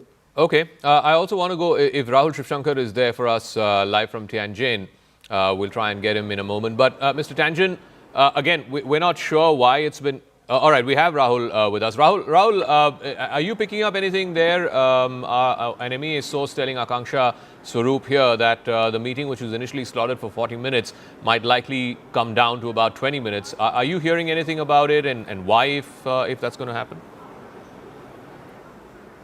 Yes, it's been communicated to us widely now that it's only going to be a 20-minute meeting. It was earlier slotted for about 40, at least that's what we were all told it would be. Now, why this restriction, that hasn't been made clear, Zaka, but fundamentally, look, I've been saying this for the last 2 days, that this is really an optically charged meeting. Not much is going to come out of it. Both sides have been playing down the talk of big breakthroughs. Wang Li, when he came, if you remember, to New Delhi, he listed 10 priority areas, the commandments, so to speak, of this particular recent decision to thaw out some of that ice that had built up. And if you really look at those very minutely, you will see that there are a lot of promises there. There are no concrete realizations. So as I said, they were looking to a harvest. When the harvest was going to be, what the time of that harvest was going to be, no one knows. And that's the reason why you have this sort of limited time. And Rajiv Dogra has been in the room and during meetings such as this, and you know that's precious little time actually to really get any substantive conversation started. And I think our guest in Beijing was making the same point, that it's high on optics, low on substance, but still it's a message that is being sent out. And New Delhi obviously benefits from an association like this, because what it does say to the United States is that, look, we have our own interests, we're going to prioritize them. You cannot dictate from Washington who we meet, when we meet, in what capacity we meet, how we engage. So our strategic autonomy is important to us. I think both countries in that sense are going to be sending this message out just through this enlarged photo op, really elaborate photo op, with a few conversations about perhaps resolving to push forward the already incipient agenda. Now, very critically, at about 9:30 Tianjin time, we're going to have a press conference where we're going to be told exactly what the two sides really discuss. So that's going to be in the next 8 to 10 hours. But fundamentally, this meeting, 20 minutes, it's probably a reintroduction of all the ground that we've covered so far. Perhaps a look back at the ground and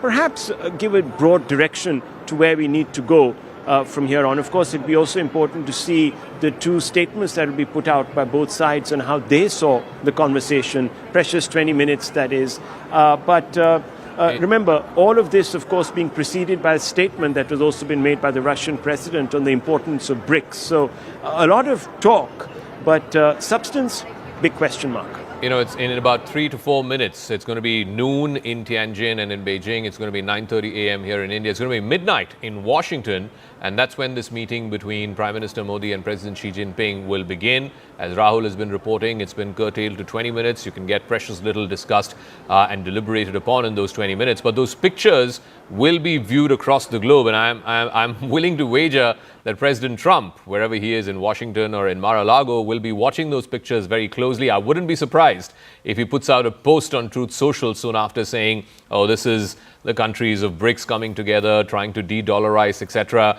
I think the images will be powerful in and of themselves, no doubt about it. I believe a gentleman named Rick Sanchez, who's a US political commentator, has just spoken to us, and he has said that this is going to send out a message to Washington. President Trump will be keenly following this meeting between Prime Minister Modi and President Xi Jinping, and he will not like it. He has been railing and ranting against BRICS, about BRICS currency, about localization of trade in these countries and so on, de-dollarization. These are all big pain points for him. So he will certainly say something, if not tonight, maybe tomorrow, which is Sunday in the United States. But let's be very clear about this. The coming together of India, China, Russia will have huge ramifications across the globe. Certainly, the Trump administration will not like it. There will begin to be views within the Trump administration that we can't be seen as pushing India away from the US corner.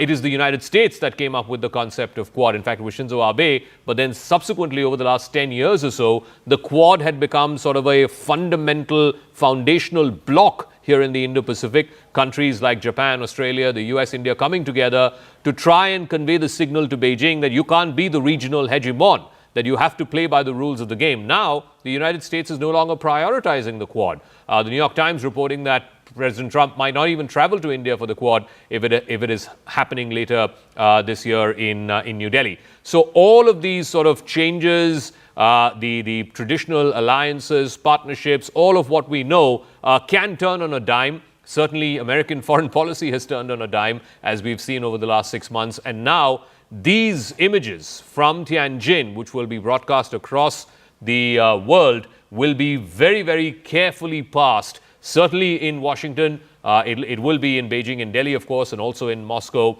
And like I said, the big overhang is the Trump tariffs and how various countries are coming together to deal with it in their own way. Should Trump be worried about this rising India, China, possibly Russia sort of grouping into this mix? Together, India, China, Russia command $50 trillion. $50 trillion in global GDP. They also trade together, in fact, just exports alone, more than $5 trillion of exports between India, Russia and China. That is almost a fifth of all global merchandise flowing through these three countries. 4.7 trillion US dollars is what the foreign reserves are of these three countries. It makes up almost 40% of the world's safety net. And the population, of course, in excess of 3 billion citizens, again representing almost 40% of the global population, the total population around the world. It's the largest, hungriest, and possibly one of the richest markets, consumer markets in human history. And that is something that Trump will be deeply, deeply aware of and wary of, because the last thing you ask any US foreign policy expert, the last thing they want is a coming together of Russia, India and China. And in this case, whatever guardrails there might be, whatever apprehensions, doubts India might have on China's intentions, given what we've seen over the last 5 years at the border, fact is that there will be a certain degree to which India can cooperate with China. But it is Trump and the current US administration that is pushing India further away from the US axis, from the Quad axis, and further into the corner of China and Russia.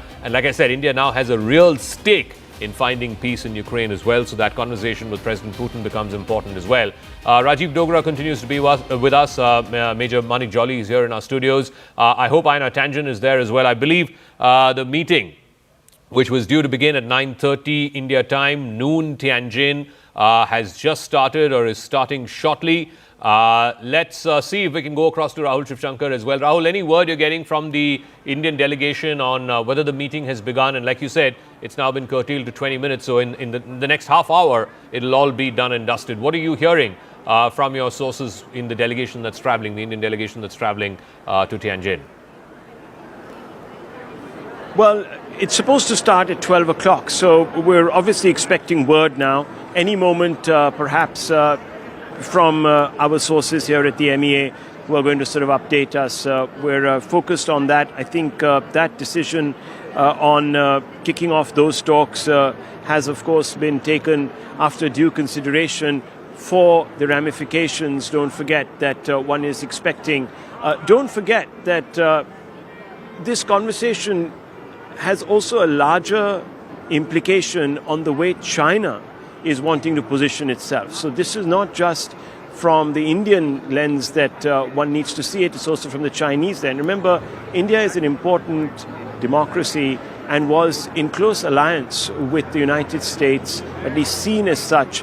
And the Chinese also believe, there is a view here in China, that the Indians have only decided to add impetus to this relationship because of a souring that has taken place over a trade conflagration between New Delhi and Washington. So they're very welcoming of the impetus that has been added to this sort of decision by New Delhi to look east now.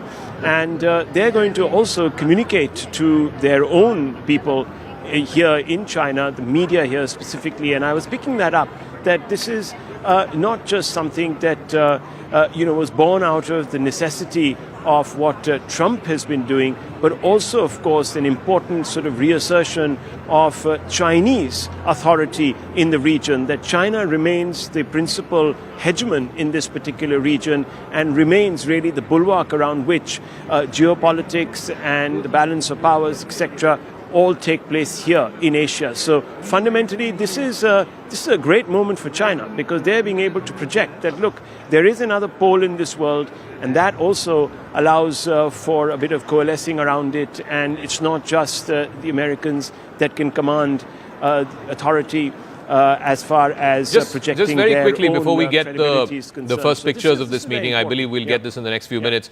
Just sort of paint the lay of the land for us. Where are you? How many folks from the world media have descended there? Where is this meeting happening? Because generally the media center and the Summit Hotel are sort of different. So just pan the camera and show us the lay of the land, please. Yeah, so here we are. We're in this media center, which is quite expensive. And not only is there Indian media here, but there is media from all the SCO countries. And if you just look around you, you will see a large number of delegates who are sitting here also from the various communications departments of the various countries. Now remember, India has a free media. A large number of these media enterprises that we see around us are actually state-owned. So there's only a limited amount of conversations that take place beyond the script, so to speak, Zaka. And this particular media center, and you can see it's vast, absolutely, is abutting where the plenary session is going to kick off tomorrow. We're also told, of course, that later in the evening there's going to be a big dinner meeting between all the SCO head of states, and that's also going to take place just across from us. If you were to walk straight down this and knock down that wall, you'd go straight into where where the SCO leaders will be meeting to have that important informal meeting where there could be pull-asides. Let's not forget that there'll be a lot of attention focused on the Prime Minister of Pakistan and, of course, Prime Minister Modi, where he's going to be in the room, where the Prime Minister of Pakistan is going to be in the room. It's going to be the first time they're going to cross paths, so to speak, after Operation Sindoor. So the optics of that will also make for commentary. I don't want to overemphasize that because the Indian side doesn't see itself in the same ballpark, even in the same room, really, as Pakistan considers Pakistan, as you all know, sort of a depleted economy and a diminished force as it appears here. There was also, of course, a huge confusion over whether Shehbaz Sharif was going to attend or whether it was just going to be the External Affairs Minister of Pakistan or perhaps just somebody else entirely different, picked by the military establishment. As you know, right now it's we've just got an update from MEA sources, update from Tianjin, that the bilateral meeting between Prime Minister Modi and President Xi Jinping has just begun. It has just begun. We can do breaking graphics on the side of this. The bilateral meeting between President Xi Jinping of China and Prime Minister Modi has just begun. This is the update that's coming from Tianjin by way of MEA sources. We haven't got the first pictures yet, but we can now officially confirm to you by way of MEA sources that the bilateral meeting between Prime Minister Modi and President Xi Jinping of China has just begun. It was expected to go on for 40 minutes. Let's see how long it goes on. You also have to account for interpreters because it takes just the same amount of time for the interpretation to begin as well. So on the right side, we have the breaking graphics. The meeting between Prime Minister Modi and President Xi Jinping of China, the bilateral meeting, has just begun. Rahul, take it away. What more details? All right, you have seen the pictures, Rahul, so go ahead, yes. Center. Yes, and the pictures. Yeah, there's a big screen here at the media center which is flashing those pictures. President Xi Jinping is sitting at the head of a long table and you have the Prime Minister of India. We're going to try and bring that, it's in the distance really. Those are the first pictures of that meeting. You can see perhaps that screen. It's been sort of obstructed by a gentleman who's standing there, but no doubt you're going to get that feed very shortly. In just a few moments, perhaps it's going to be released very soon to ANI and the other media. So you're going to get that very, very shortly, but we're beginning to see the glimpses of that meeting. At this moment, we're seeing the leaders seated, so perhaps I missed the initial handshake or maybe even the hug, so I don't quite know if that really did take place, but characteristically, we've seen warm embraces between the two leaders, and I think President Xi would have actually accorded quite a warm welcome to the Prime Minister. Remember, in the Chinese media, this particular meeting has been talked up. Remember, India is a democracy at the end of the day, and the SCO Summit includes a large number of countries that are not functional democracies. They might have democratic pretensions, but they're not. So to enhance the credibility of the SCO, the Prime Minister's presence is extremely important. So we're going to try and get you those pictures if we can. In advance, there's also a screen behind me. I'm not seeing them there. But fundamentally, I think we're just going to have a broadcast. In fact, I was just speaking to the ANI journalist who's signaling to me that in the next 5 or 6 minutes, they're going to have some visuals emerging from that meeting. 20 minutes, Zaka, and 20 minutes is not a very long time. We're actually on a steady tripod, so it becomes a little difficult to move this very quickly and go across to that screen. The screen itself is about 120 meters from where I am, so it's quite far out. So I wish I could have actually been able to project those pictures to you. And even if we were trying to do so from here, there are too many people in the middle of that, so that's going to sort of obstruct our view. But nonetheless, the point is that those pictures are going to be coming in. There's not a loop right now, so that screen has gone off right now. So we're obviously expecting more pictures to come through, and the moment they do, we're going to try and pan the camera in that direction. Meeting has now officially begun between Prime Minister Modi and President Xi Jinping. The moment those pictures come, we will be broadcasting it to you. This is the first meeting on Chinese soil since 2018. The last time the Prime Minister traveled to China was for the BRICS Summit in 2018. They also met in Kazan last year on the sidelines of the BRICS Summit there, which is where they agreed to the first step, which was the disengagement after the bloody clashes that happened 5 years ago in Galwan. Siddhant is also joining us. Siddhant, what are you picking up by way of your MEA sources? How soon will we get the first pictures of this meeting? And any word you're picking up on, whether it's 40 minutes long, 20 minutes long, and what can you possibly discuss in half an hour or so, given the gamut of issues between Beijing and Delhi? Well, that's right, Zaka. So what I have been told is that this meeting is going to last for about 40 minutes, Zaka. And as you rightly said, this is the first time both leaders are meeting on the Chinese soil. And there are a lot to discuss. And in fact, last time when both leaders met in Kazan, perhaps that was kind of a restart of India-China ties, after which there have been a couple of high-level visits from both the sides. And now again, both leaders are meeting. So as you rightly said, the focus is going to be on the boundary issue. In fact, there have been a lot of agreements, on which both sides have agreed during the last special representative level talks. Zaka, also, as you rightly said, that there were 3 Ds which were decided in Kazan. The first is disengagement, the second is de-escalation and de-induction. So disengagement has happened. The second step, de-escalation and de-induction, the focus is going to be on that. Then the 2 MOUs, Zaka, the hydrological data sharing MOU between China and India, both the MOUs have expired. This is perhaps something with which Indian government informed the parliament during the last session. So perhaps discussion could take place on that as well, because India will definitely be looking forward to be signing those agreements, those MOUs again with China. Let's go back to Rahul. So the border is obviously the front and center issue, no doubt about it. We'll all be keenly watching, Rahul, whether the next 2 steps, which is de-escalation and de-induction, happen, because I've been saying this all morning that you can't have 50,000 troops on either side staring down each other. But there are other agreements that can be reached as well. Just in the last 6 months, they've agreed to resume direct flights, tourist visas. The Mansarovar Yatra has been resumed. What next can be done to move in that road of normalization between Delhi and Beijing? Rahul.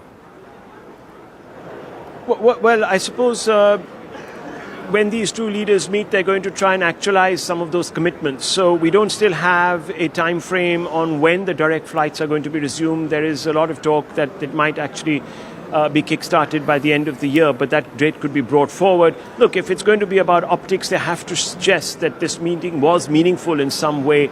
There has also been, of course, talk about sharing rare earth materials, rare earth metals with India. There's also been talk about reinstating trade ties to the place they were earlier. Remember, India had sort of imposed restrictions on Chinese investments. That's going to be sort of lifted, not in the form of caps, but at least the screening that we had sort of decided to conduct. There's also talk that some of the apps that might have been banned and other applications in the IT side of things might be relooked at. But that will all depend on how much China is willing to commit to Indian needs also. Remember, critical earth, rare earth materials, the Chinese have withheld. They've also withheld important personal and technical assistance. They've also withheld tunnel boring machines, which have set us back in some of our key projects. So if the Chinese commit to doing that very quickly and they set a timeline, then the Indians will obviously take a proactive view and try to meet the Chinese expectations on that front. But yes,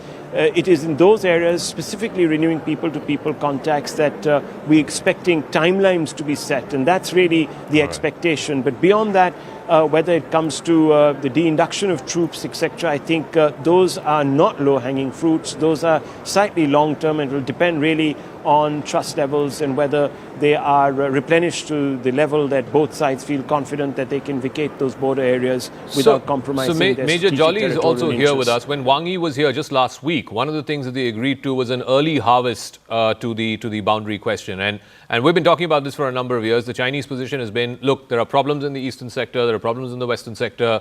Why don't you deal with the low-hanging fruit, those areas where both sides have agreed where the LAC passes through and thereby at least announce in part some of those areas have been sort of resolved between India and China. You think that's possible? Major? Yeah, sure. Oh, sorry, I didn't realize you were asking. Yeah, of course. I mean, although there have been so many, flashpoints, if I'd like to, and the quick word that everyone likes to use is salami slicing, where the escalation tends to increase. They do the change that they need to make, although we're talking totally on a bigger issue today. But to, as you said, catching on to the lower hanging fruits where things are finalized, the LAC is agreed upon, I think those should surely be locked down, and that can be done into these things. And these are the forums at which, these things can be finalized. Fine, you can't get the bigger resolutions because time is less and there are a horde of issues going on. But if you go prepared, but let's get a lockdown on this definitely can be done, and it will be a great step. What will it take to send the troops back to the barracks as they were pre-summer of 2020? Definitely a bilateral resolve. None of the countries, and I would like to actually say one more thing here, in spite of the fact that Galwan is such a hot issue and there was so much deployment, hundreds of thousands of soldiers and tanks and everything going on, nobody fired a single round. You have to praise both these mature armies who knew what the implication and the impact of a single round fight can be. So in that, what needs to be brought out is, since both have acted so maturely, now is the time to actually reap on that maturity and de-escalate, de-induct very collaboratively. Yeah. None of the armies would come back and say, you don't do it, we'll do it. Ambassador Dogra, the other concern has been, and I guess maybe they will address this, maybe they won't, because we didn't get anything in the public readouts when Wang Yi was here. There's also something that's happened in the last few months between India and Pakistan, and one major point of concern for India is the weaponry that Pakistan Army today is using is more than 80% Chinese. At some point, this will come up in the conversation between the leaders of India and China. This is not something that India can live with. This is not acceptable. Not only the weapons, but also the intelligence, also the satellite information. Yeah. So China, as one of our military spokesmen had said, was the third participant in this engagement. Yeah. And that's very worrying. So the agenda is heavy, agenda is large, but to fit it all in 5 minutes is not possible. And in fact, it may not be advisable to take up the serious issues, because you might say something which is just half done, and the other side jumps on that single word or single sentence and takes it as, a diplomatic coup. So, yeah, as it happened when Wang Yi was here, and you remember there was this whole fracas around, the Chinese readout, the Xinhua readout, saying that Dr. Jaishankar, the External Affairs Minister, agreed that to one China and that Taiwan was part of China and so on. It was not meant to be. It was really a storm in a teacup.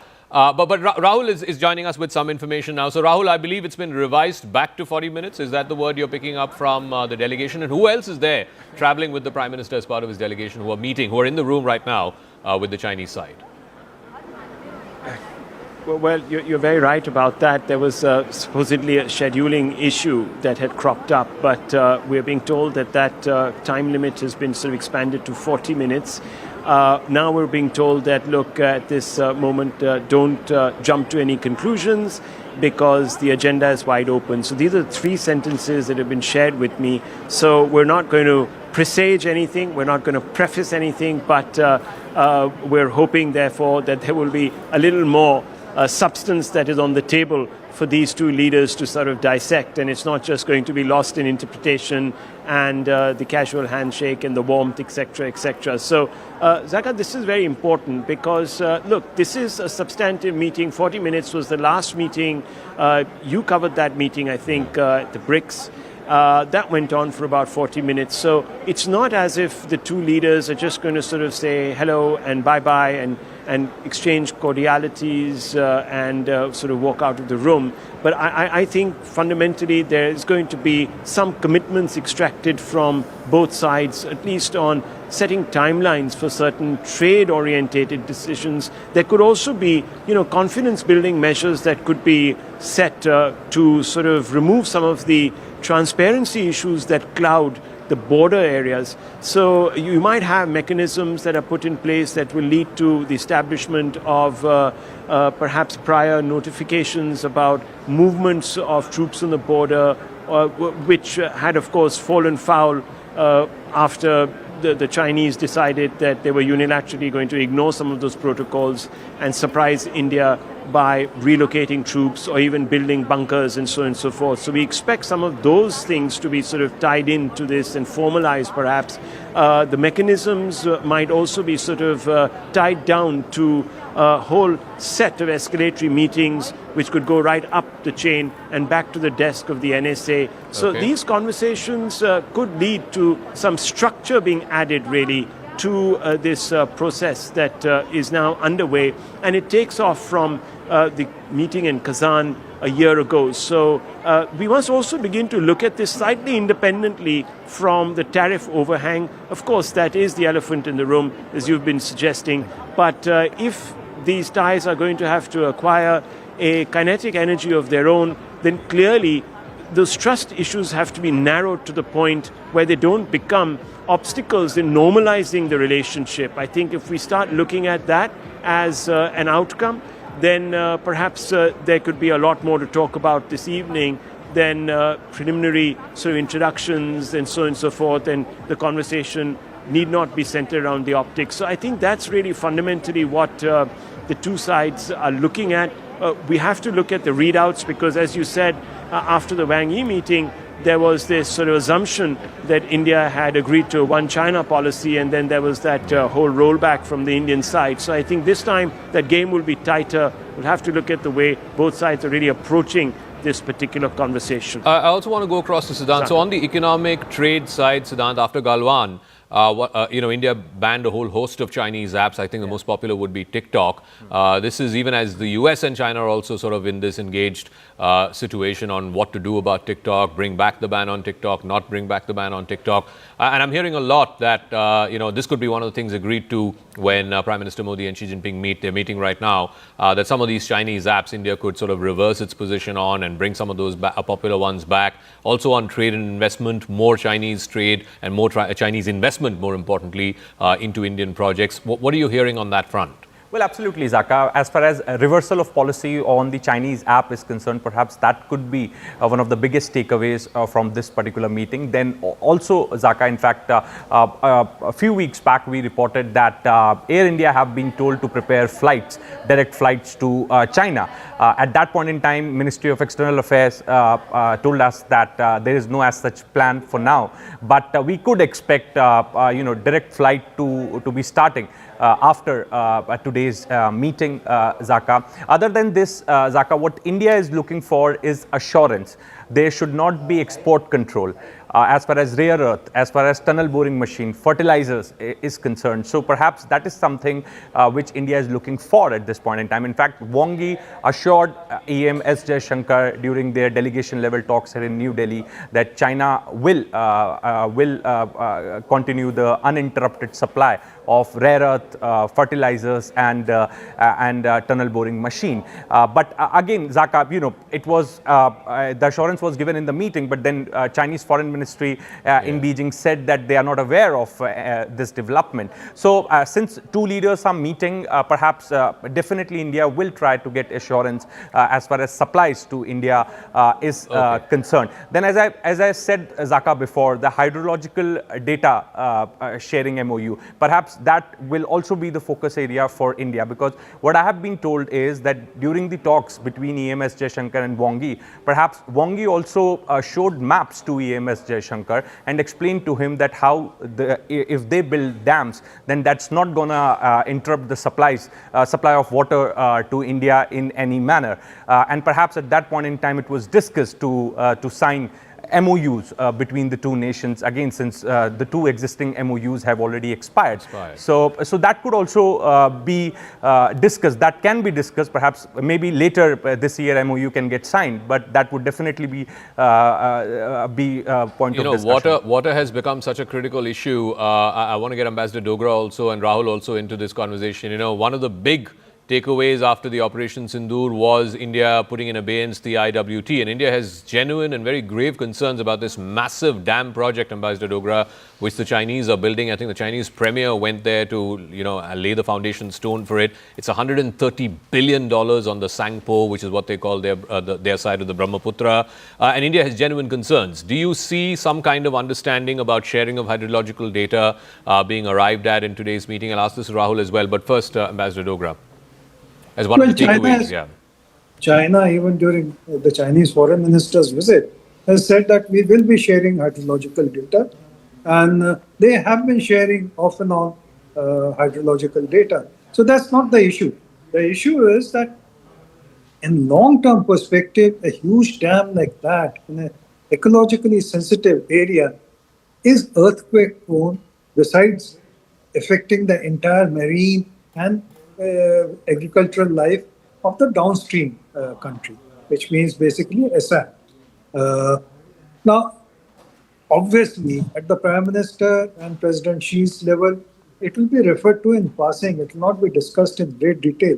To my mind, India's priorities should be number one. If another conflict happens between India and Pakistan, will China play the same role? And in fact, our army chief has been warning that, let's not think that the next conflict is far off. It could happen earlier than we imagine. So that is really a top priority for India, getting some kind of an assurance, even if China does not live up to it, that look, this is not on. Border is go across to Rahul. Rahul, I believe you now have some more details about the delegation who's part of this meeting, who are in the room right now as the two principals meet. So tell us, who else is there, and I've just got a message actually on that query, because as you know, it was quite closely guarded. So there's the Prime Minister, the National Security Advisor, and the Foreign Secretary. They're all three in there. And we're told that the Chinese side will have the President, the NSA, and the FS from their side. I'm also getting, as I'm speaking right now, a message which I'm going to just look at. It's sort of someone's tweeting from the other side. Yes, from the other side, we have Wang Yi, chairman of the NDRC, and the Commerce Minister. So you have four people from the Chinese side, which are their principals. And here we have the Prime Minister, NSA, and FS. So that gives you a bit of an idea, really, of what's on the table. Trade definitively on the table.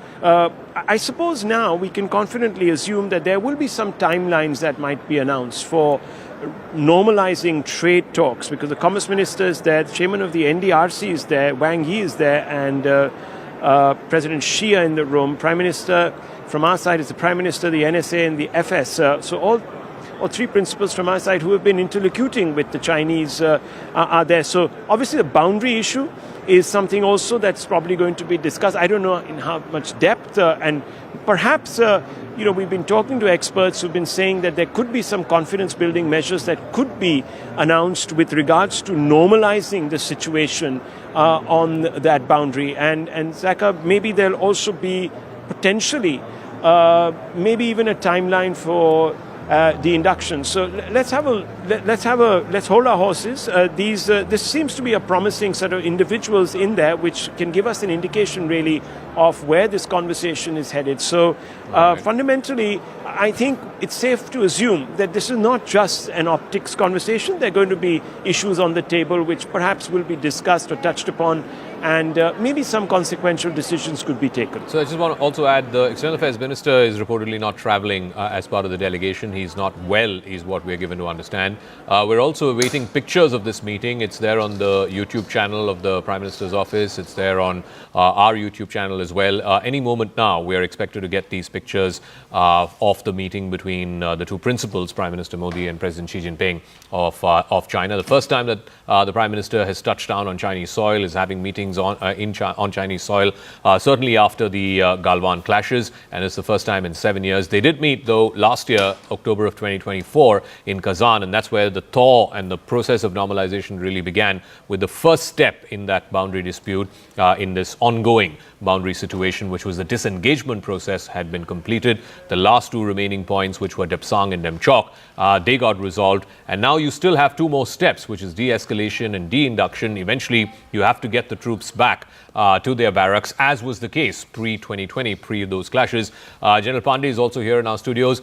Do you think that they can agree to the second and third steps today, or at least give some sort of a timeline as to by when they can get the troops back to how they were before the clashes happened in 2020? What's going to happen is that when you have a bilateral of two, possibly the number 2 and number 3 leaders as a summit meeting which takes place, the eyes of the world, and more importantly, the domestic audience is very, very sharp, laser focused. And such a bilateral will not come out without any major outcomes, is imperative. So there are many low-hanging fruits which are there, and the stage was set by the last week's visit of Wang Xi to All right, sir, place. I'm really sorry I have to interrupt you, but I think we're getting the first picture. These are the live shots. The Prime Minister in the center of the table, on the opposite side, Xi Jinping of China. You can see the National Security Advisor to the Prime Minister's right, the interpreters to his left. I don't know if we have the audio. If we have the audio, we should play up the audio, but I'm not. All right, we don't have the audio right now. The audio, I think, will come through subsequently.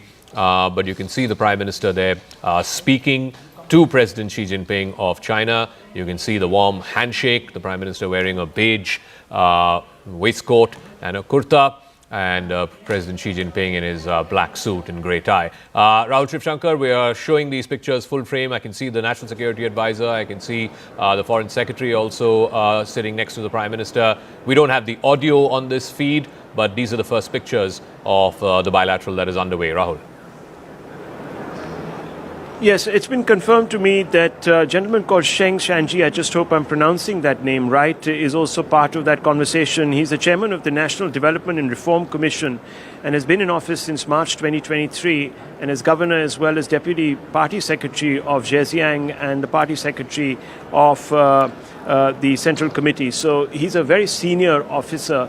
And obviously somebody who's closely associated with the economic side of things in China and is supposed to be quite close to President Xi Jinping, who is the other person who is eliciting some amount of interest in that particular meeting. And those pictures are now being broadcast also on our screens here, so quite clearly that was a loop that was put out perhaps in advance.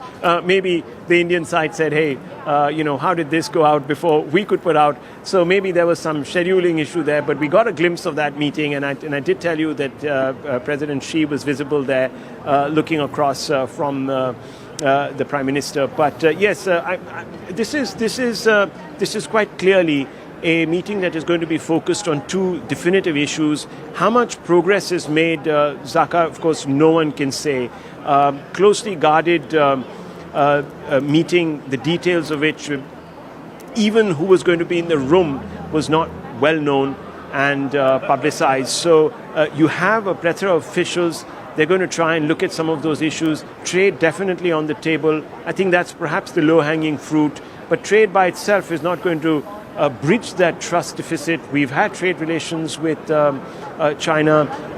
The trade even intensified after the incident in Galwan.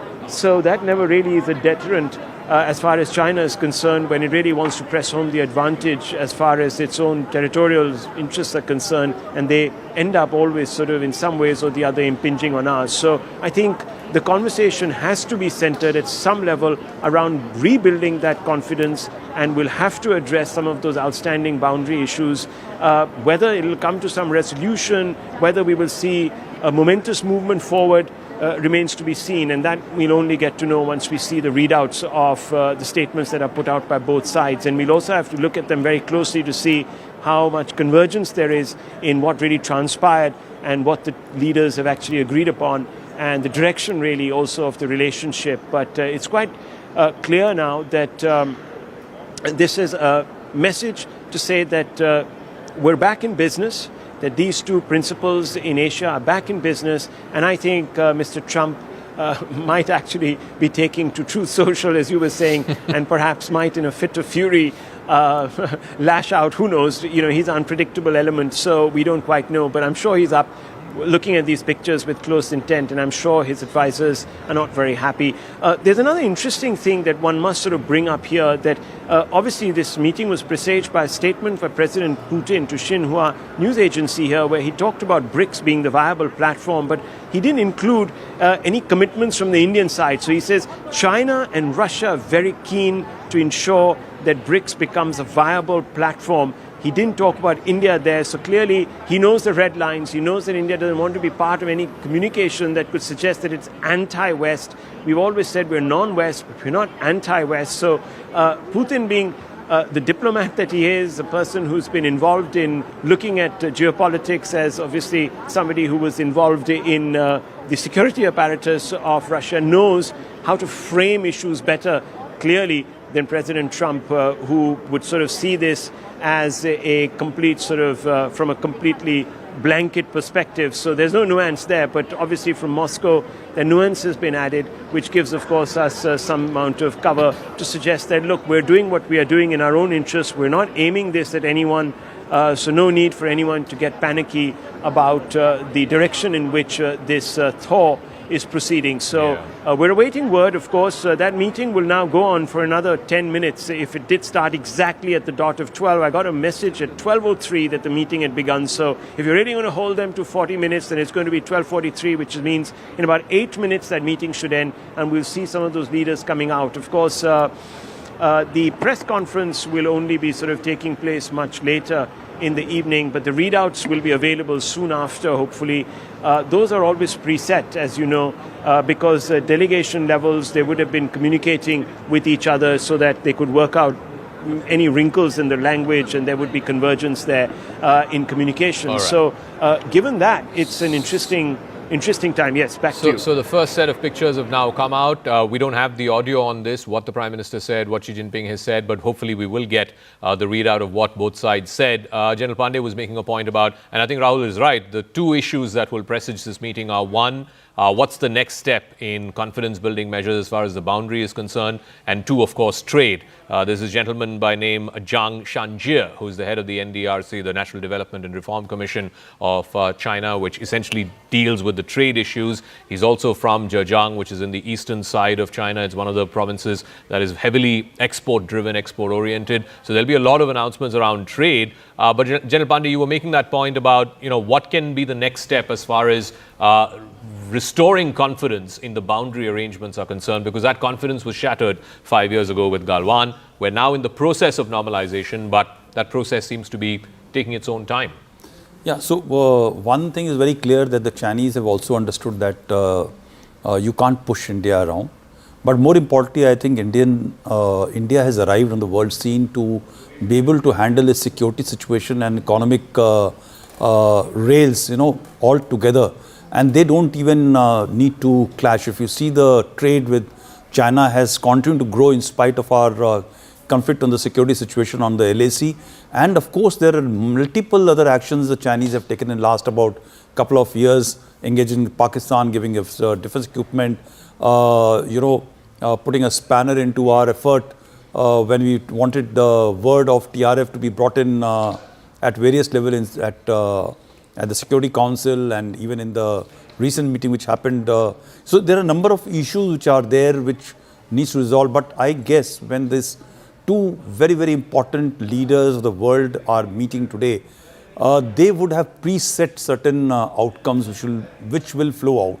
And I think the most easiest one is possibly looking at certain degree of de-escalation at the LAC, which will be immediately evidenced by both sides. And I guess both sides are looking that we should not go back to the pre-Galwan days or the event of Galwan, which actually derailed our reputation across the world for the Chinese and also for us in terms of being very, very, peaceful, not so peaceful and all. And therefore, we need to work at that. I also want to focus on who all are attending the meeting, who all are part of the delegation. Akanksha is also there here in our studio. So on the Indian side, obviously the Prime Minister is the principal.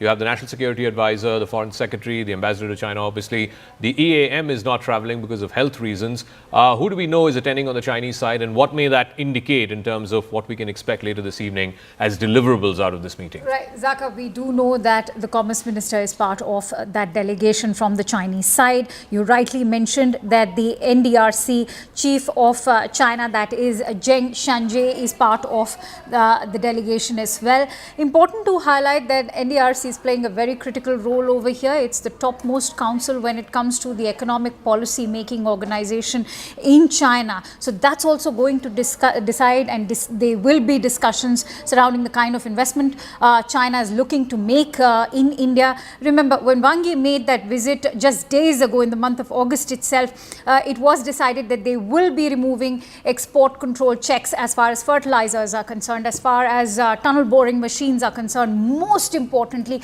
rare earth materials.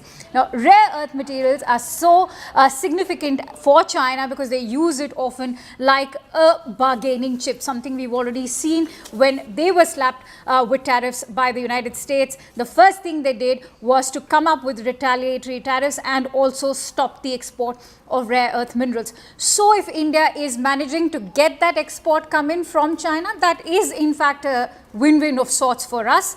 India, of course, has also offered certain, say, uplifting of various checks which were sort of curtailing Chinese FDI. That happened soon after the Galwan clashes in the year 2020. Okay. And so India is looking towards attracting greater Chinese FDI. This year itself, in July, the Niti Aayog proposed 24% of Chinese FDI be welcomed in India, and that's a very key strategic figure, so that India is able to control the greater sort of portion of management when it comes to startups or even MSMEs, which will be welcoming that Chinese FDI. Most importantly, we are looking towards Chinese FDI coming to sectors like telecom, which is dwindling, as we all know, in the Indian economy, also looking towards sort of propping up enterprises. So Chinese FDI is going to be playing a very significant role, and perhaps you can expect the Chief Economic Advisor made this mention as well. This was before the budget, that India needs to amp up Chinese FDI coming into the country. At that time, he was not viewed very favorably. But let me go back to Rahul Shivshankar, who's joining us from Tianjin live, as this meeting, I think, is now coming to its concluding part. Rahul, just on the economic side, and I think Akanksha made that point about rare earths, the Chinese have used rare earths very effectively in their ongoing trade negotiations against the United States. The Prime Minister spoke about the importance of rare earths just earlier this week when he was inaugurating that Suzuki factory in Ahmedabad. Has that now have rare earths become the new oil? Oh yes, absolutely, Zaka. हमारे special representatives के बीच border management के संबंध में सहमति बनी। कैलाश मानसरोवर यात्रा फिर से शुरू की। दोनों देशों के बीच डायरेक्ट फ्लाइट भी फिर से शुरू की जा रही है। हमारे सहयोग से दोनों देशों के 2.8 बिलियन लोगों के हित जुड़े हुए हैं। इससे पूरी मानवता के कल्याण का मार्ग भी प्रशस्त होगा। परस्पर विश्वास, सम्मान और संवेदनशीलता के आधार पर हम अपने संबंधों को आगे बढ़ाने के लिए प्रतिबद्ध है।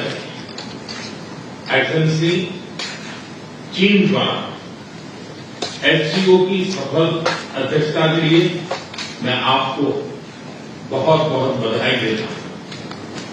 एक बार फिर चीन यात्रा के निमंत्रण के लिए और आज की हमारी बैठक के लिए आपका हार्दिक धन्यवाद। Was the opening comments from the Prime Minister. He's mentioned 3-4 things, which is part of the road to normalization between Delhi and Beijing. The border management mechanism that was agreed to in Kazan, the Kailash Mansarovar Yatra being resumed, direct flights will soon be resumed, direct between Beijing and Delhi and possibly Mumbai and Shanghai as well.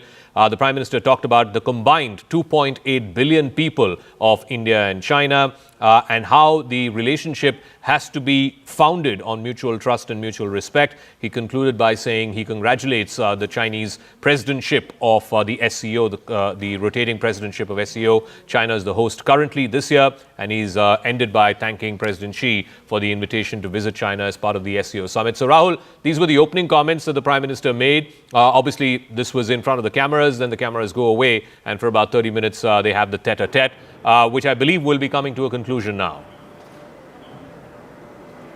Yes, we'll also be getting an update on what President Xi said in response to the Prime Minister's introductory remarks. So that will be very, very interesting to get the Chinese perspective on where they're coming from. But the Prime Minister putting those issues there, right there, threadbare, center front, and suggesting that, look, we've got to normalize our relations, and the only way we can do it is by rebuilding trust. And that really, as I told you, was the one commodity that is in deficit. You can promise all the amount of trade, you can bring in all the number of flights, you can bring in as much FDI as you want, or rare earths, but if you don't have trust between these two principal agents that are going to determine the shape of the world in the next 50 years, well, there's going to be a problem, isn't it, Zaka? And that, I think, is the Prime Minister is very right to focus on this. And the Indian point of view has always been that the Indian side has always lived by the old principles of peace and mutual respect between these two countries, founded way back in the 1950s, but it's the Chinese that have continuously violated our trust.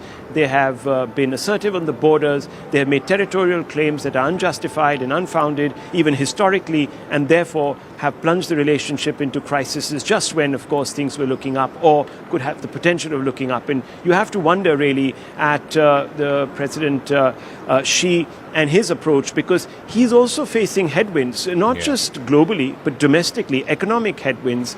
And let's not forget that the Chinese economy has slowed. I won't say it's spluttered to a stop or anything, but yes, it has slowed. There is a housing crisis here in China. When you go down the streets, and I don't want to sort of amplify my voice, I might just be picked up and taken away, but the fact of the matter is, Zaka, that you can see that there has been, there's a little roughness at the edges, so to speak, and things, if you speak to some of the locals, they will tell you that COVID did deal a cruel blow to the aspirations of China, and therefore the president has also approached this from a pragmatic point of view. And, in his metaphors that he uses repeatedly in speeches, just the other day, he said that we must climb the mountain and enter the forest even though there are tigers there. So he's urging the people of China to take risks, to take the situation, the opportunities that adversities present, and build a case for China's growth and recapture those heights. So he used that metaphor. It's been widely quoted here in the People's Daily. So there is reason for the Chinese president to be engaged and perhaps assuage, as I said, some of those doubts that still linger in Indian minds. I want to play out again what the Prime Minister said. These are opening comments at the start of the bilateral meeting, which happened about 40-45 minutes ago. Let's play that out again, and then we'll go back to our guests and try and get them to weigh in on what the Prime Minister meant. These are the 3 precepts: mutual trust, mutual respect. Let's try and play that out once again for our viewers. Excellency, हमारे गर्मजोशी भरे स्वागत के लिए मैं आपका हृदय से आभार व्यक्त करता हूँ। पिछले वर्ष कजान में हमारी बहुत ही सार्थक चर्चा हुई।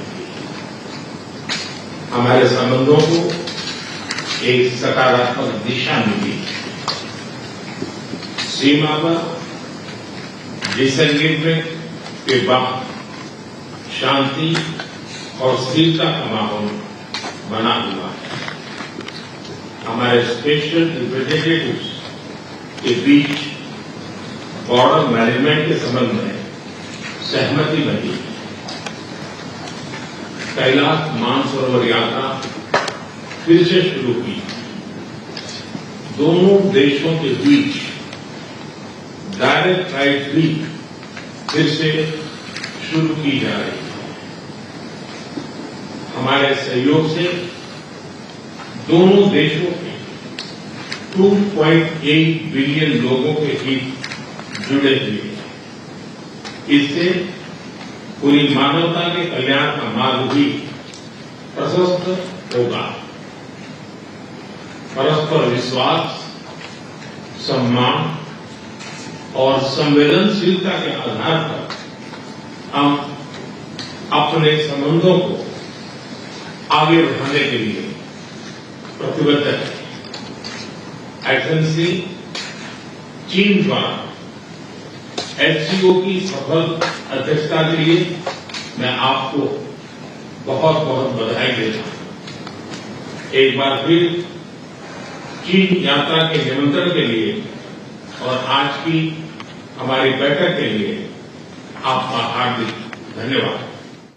With the opening comments by the Prime Minister ahead of that bilateral meeting with Xi Jinping. It's been going on for 45 minutes now. I want to go across to Siddhant. The points that the Prime Minister emphasized, the border management agreement between the two special representatives, the Kailash Mansarovar Yatra being resumed, direct flights to be resumed soon, and the three precepts of mutual trust, mutual respect and mutual tolerance. What do you make of the initial comments that the Prime Minister has made? Side that the direct flight to China will be resumed. Perhaps that's going to be the biggest takeaway from this meeting. So far, going by what Prime Minister said in the opening remarks, in fact, Prime Minister Zaka also spoke about the interest of 2.8 billion people of both the countries. They are linked, and you know, he also said that this will also pave the way for the welfare of the entire humanity. Prime Minister also thanked China for opening up Kailash Mansarovar Yatra. So, Zaka, meeting started at a very, very positive note. In fact, Chinese side have been asking for the resumption of flight from a very long time. In fact, it finds mention in almost all the documents released by both the countries in last 6 months or so. But this is for the first time that you know, Indian side has confirmed that there is going to be the resumption of flight, and that is coming from the Prime Minister Modi himself. Okay, I also want to go across to Professor Swaran Singh, who's joining us from the Center for International Politics at the Jawaharlal Nehru University. Tara Karta is former director at the National Security Council Secretariat. I want to go across, yes, Professor Singh first.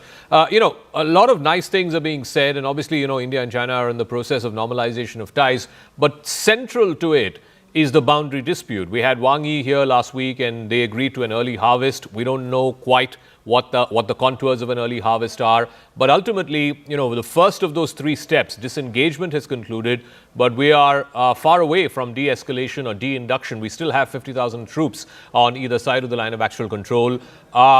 Do we know in terms of timelines or processes as to how soon we can get to a pre-2020 position? Because it's not normal for two neighbors, two large countries, to have this kind of a standoff continuing, even though they haven't fired at each other in the last 5 years since the Galwan clashes happened. That's right. After their initial disengagement, de-escalation is apparently taking longer time. And therefore, the focus now is to create atmospherics on the line of actual control. And that is where the opening up of Kailash Mansarovar Yatra is now going to be followed by opening up border trade in 3 border points of Lepulek, Shipkila and Nathula. And that should perhaps make the environment little more stable to then think of de-induction, as you just mentioned. So when we talk of early harvest or low-lying fruits, it's some of these actions. And I think since Chinese want to focus on the overall relationship while India wants to focus on the border, India is reciprocating in that sense in allowing easy visas for Chinese nationals, first with technical staff, now also with managerial staff. And Prime Minister just announced flights, direct flights. We had 9 sectors till 2019, about 335 flights every month. It may not start with a big bang of that nature, but I think some of these direct flights are likely to be allowed in that sense, agreeing to what Chinese want to focus on overall meeting. Let me also underline the fact that this meeting is taking place before the Shanghai Cooperation Summit meeting takes place. And some of the understandings will also guide now the language that will flow into the Shanghai Cooperation Organization deliberations and the outcome final document, in which case India would underline the concerns about terrorism, indirectly talking about China's connections with Pakistan as well, because Shanghai Cooperation Organization fundamentally is focusing on energy security and extremism, separatism and terrorism. So I think this meeting preceding rest of the meetings would also kind of set the tone.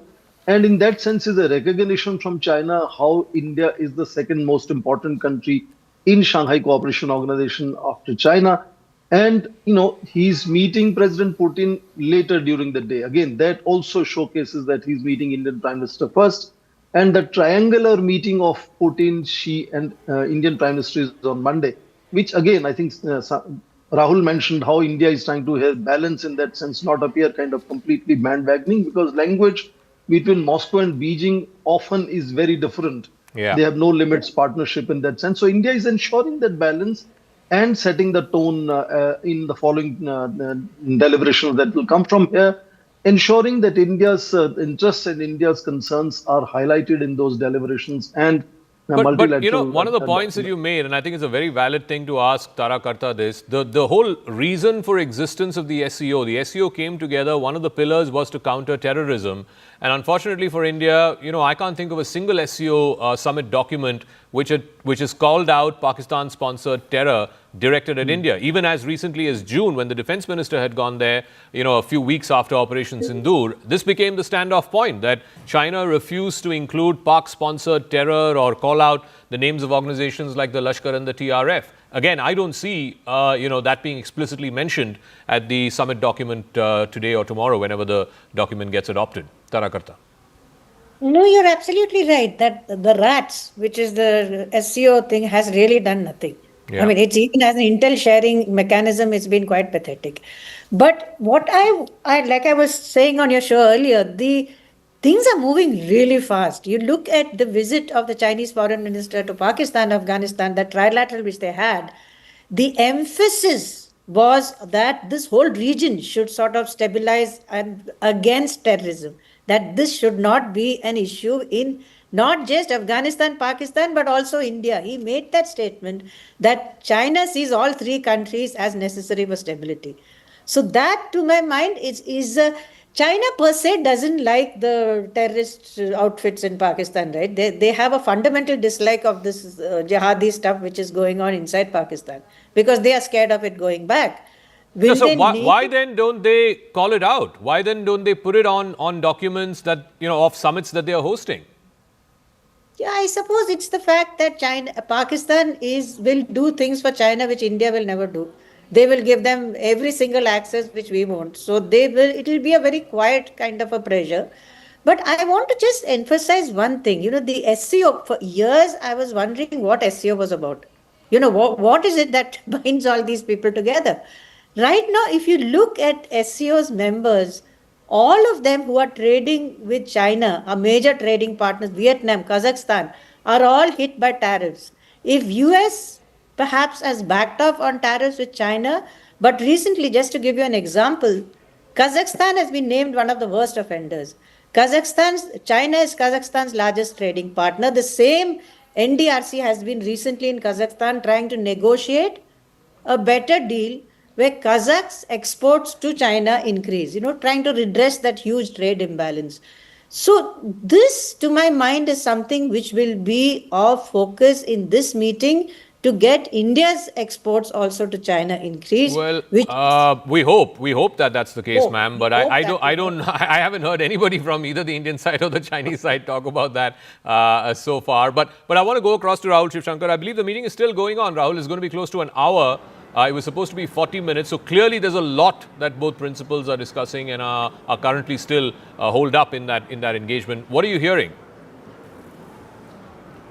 So a source communicating to me that the reason that two important people are in that meeting is because there is determination on both sides that something substantive must come out. Otherwise, the powers that be around the globe will just say this was a photo op. So the presence of the Commerce Minister, I've been told in one line, important presence of Commerce Minister, and I've tweeted that too, and the NDRC Chairman, very, very crucial and critical. It's very cryptic remark, very cryptic response to me to a specific question that I asked Why is it important?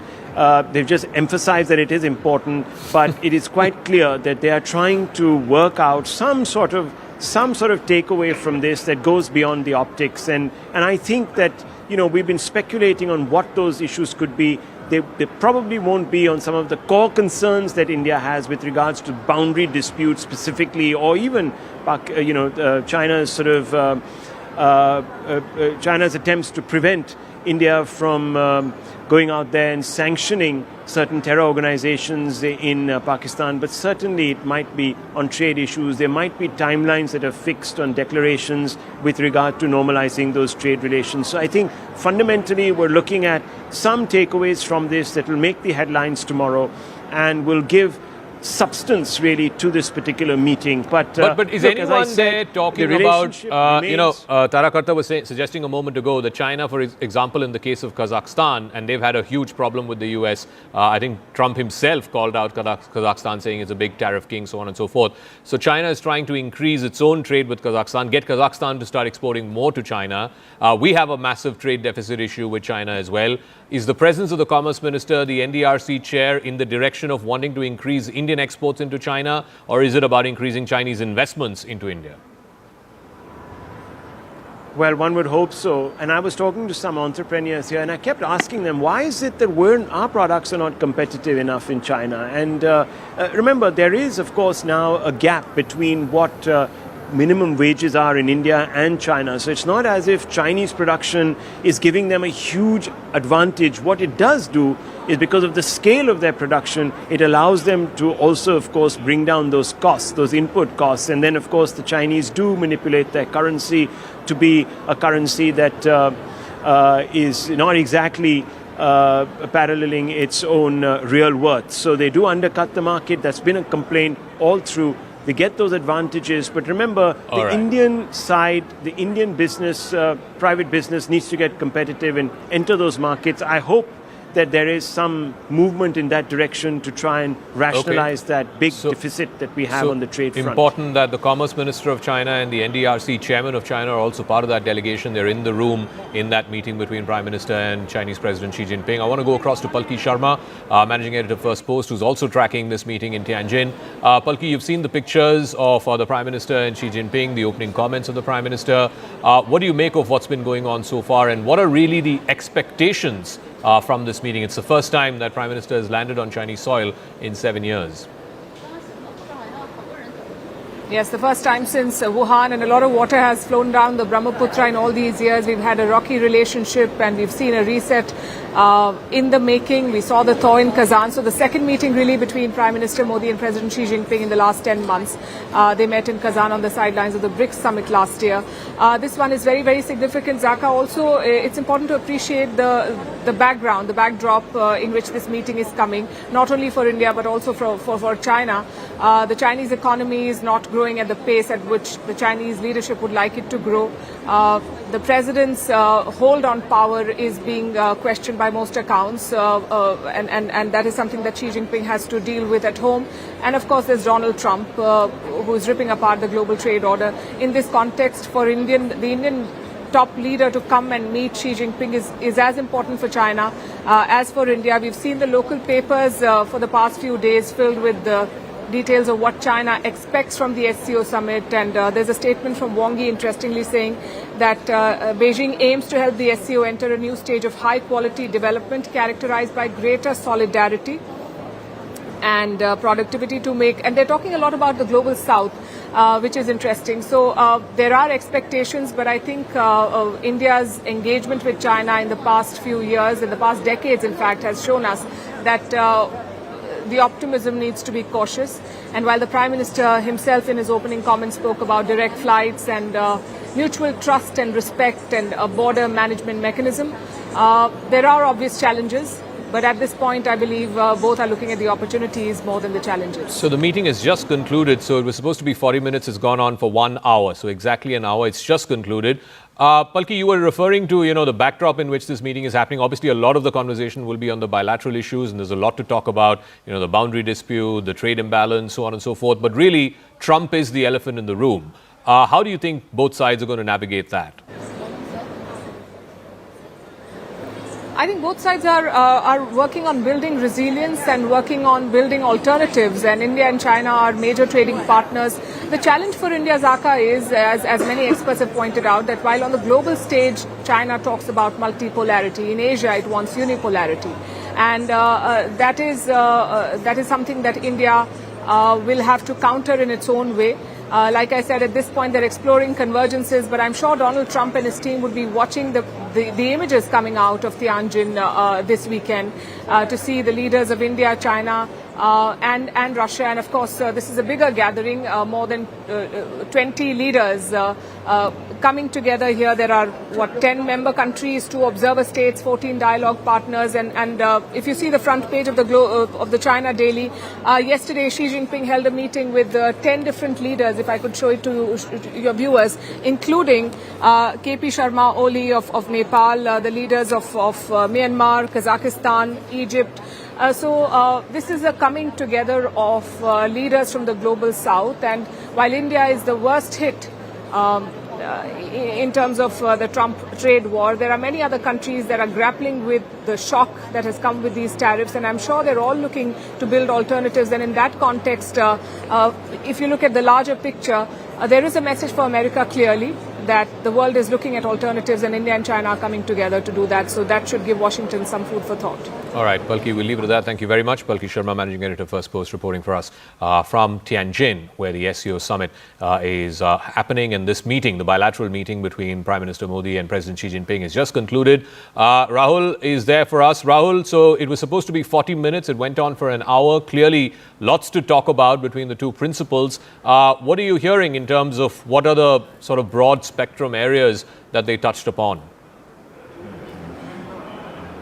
Well, we're trying to press our sources to come out with something, give us something here to talk about, but we haven't heard back from them. I'm monitoring constantly my WhatsApp to get updates, but initially, when we were given a bit of a briefing yesterday, we were told that 2 or 3 issues would be discussed. Outcomes weren't, of course, talked about, but 3 issues were definitely on the table. One, of course, was the trade issue. One was the resolution of border troubles between the two countries, and very, very importantly, the issue of the cooperation, military cooperation between China and Pakistan. And I just want to highlight something. Here is the China Daily in my hand, Zach, and you can see the headline, the Shanghai 5 at 25, how the solution of border issues led to the creation of a new type of transnational organization. So China moved very quickly to resolve its border troubles with some of these 5 countries, including Russia, Kyrgyzstan, and Tajikistan and Kazakhstan, but has let the issue with India hang fire now for decades altogether. So that tells you that, look, the Chinese perceive a threat from India's rise. They don't want to vacate the space here in Asia for a country like India, which has been a civilizational power.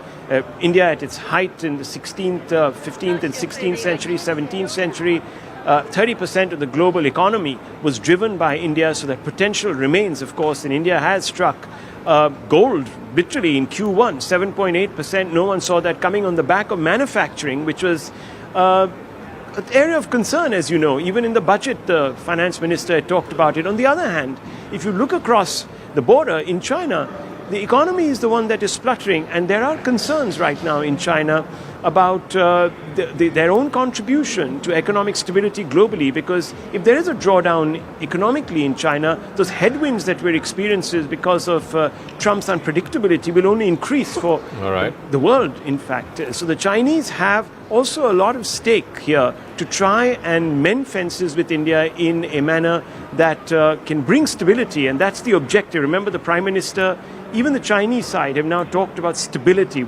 Stability is a big word. Trust and stability are big words. You can only have a stable relationship when you have trust that is pouring back into the relationship, almost like oil to lube the engines. And if you don't have that, you've got a problem. So the border issue needs to be resolved, and perhaps this is the best time. And China, perhaps, as you know, there has been talk about the president's position, in fact, within China itself. being called into question increasingly globally by analysts. So the Chinese have quite at stake here to ensure that stability is built in these ties. Deploying troops for both sides is an expensive proposition, and I don't think anyone wants to sort of encounter those expenses as we go further, especially when you're encountering global headwinds of the kind that we're seeing now. So General Pandey is here. They keep saying in China that China has land borders with 11 countries. They've settled, up until some years ago, it was 9 out of those 11 were settled. The last 2 remaining were Bhutan and India. Now, Bhutan is also, according to their point of view, is settled. The only country that they have a land border with, and it's not settled, is with India. So they make it out to be that, India is the problem. India is the one that doesn't want to settle. But we have a different point of view. We believe that, look, this is, it's the Chinese who've been transgressing. It's the Chinese who've been salami slicing. It's the Chinese who've not kept those agreements, the 1996 agreement, the 1993 agreement. That's what happened in Galwan. They violated those agreements. They came in, and that's on the Chinese. So when the Prime Minister talks about mutual trust, mutual respect, and the Chinese say, oh, you're the only ones with whom we haven't resolved our boundary issue, the onus, at least as far as India is concerned, is as much on them. Why have we not been able to settle it? The special representatives, the Prime Minister talked about it. Wang Yi was here last week. It's the 24th round of talks. Those special representatives have been meeting since 2003. I mean, that was my first year in active journalism. I'm now a senior citizen in this profession. Why are we not able to settle this issue? Yeah, so the basic challenge remains that it is complex. The territory which is involved is huge, and the perception about, you take the example of Lower Tibet as Arunachal Pradesh, or our need to go back to look at Xi-Jinping, our boundary lines which have been divided, or the perception of LAC differs with every discussion. It has been differing. With each of the other cases which you talked of about the 10 countries which they have resolved the issue, they have resolved it from the point of strength. They have just, the rest of the 10 countries have given the space because China was the power which was able to bulldoze the way, even in the case of Russia. So when you go to each and every event, you realize that they have been able to get away what the Chinese wanted and not what the other countries wanted because of the economic disparity, the military power disparity. In case of India, it has not happened because, firstly, please understand that we are possibly the only region, only country in these 10, 11 countries which is actually democratically elected government. Any decision which you take to reconcile has got major blowback which will come to the government of the day. It aren't easy. So therefore, if the Chinese want to push the government of India to take a decision which is pro them and historically incorrect, it is very difficult to be taken in our context. So that's a major challenge. And I always remind the Chinese, well, you may have settled your land border disputes, but look at the maritime disputes. And Professor Singh can weigh in on this. They have maritime disputes with Japan, with Philippines, with Vietnam. The biggest one, of course, is Taiwan. Again, that's primarily because China wants to be, as Palki was referring a moment ago, while they believe in multipolarity for the world, for Asia and for their backyard, they are the unipole. They want to be the unipolar power. And that's why other countries are not taking kindly to it. The Indo-Pacific became a huge point of contestation. Now, I don't know where the Indo-Pacific is, given that Trump, at least the New York Times is reporting that Trump is not interested in the Quad. He doesn't want to come to India for the Quad later this year. But the fact is, Professor Singh, that fundamental to restoring trust between India and China is resolving the border. That's perfectly the correct expression. India has repeatedly underlined relations cannot be normal until borders are not normalized. And you brilliantly brought that other point. The Chinese often like to orchestrate saying all our land borders are settled other than India. But 8 or 9, depending on how you look at Taiwan, are maritime borders, exactly. Which not a single is resolved as of now. And the way Chinese have incrementally built their control on South China Sea is often something that they feel they can do against other neighbors. But of course, it didn't happen with India. And when they could not do that 2 step forward, 1 step backward with India, they used the strategy of staying power. Who blinks first strategy. And in that also they finally realized that India is the only country in the neighborhood that will stand up for as much as it takes. 4.5 years. And then of course they relented and now we are in mode of normalization. two things I want to underline from what we heard Prime Minister on your channel speaking during that meeting. He underlined the whole focus on mutual trust and respect in border management. And we remember that in the 10-point consensus that was arrived in the 24th, I understand these are prolonged conversations, but 24th round of the special representatives underlined 10 consensus points, in which one of that was to set up a border management working group. In fact, they have gone beyond and even mentioned that they want to go as far as setting up a demarcation. They wanted to establish a demarcation group on the border as well, which is the first time language is being used. Only during Vajpayee's time, briefly, Jaswant Singh had started conversation of exchanging maps and moving towards demarcation. But that to me is a very sort of interesting expression of setting up a demarcation expert group. Now, in these conversations, I am not expecting any, breakthrough things to happen. Mostly incremental issues might move forward and accelerate some of the initiatives that are already on the table. But in case something breakthrough has to happen, you remember 2003, Vajpayee's visit had resulted in creation of, as you mentioned, special representatives mechanism. Yeah. Now we are looking at possibility of creating a new demarcation expert group. Now that could be moving it to the next stage, as Indian Foreign Minister ad nauseum keeps saying we need new set of CBMs between India and China, because what we set up post 1988 are showing fatigue in that sense, because China and India have transformed completely.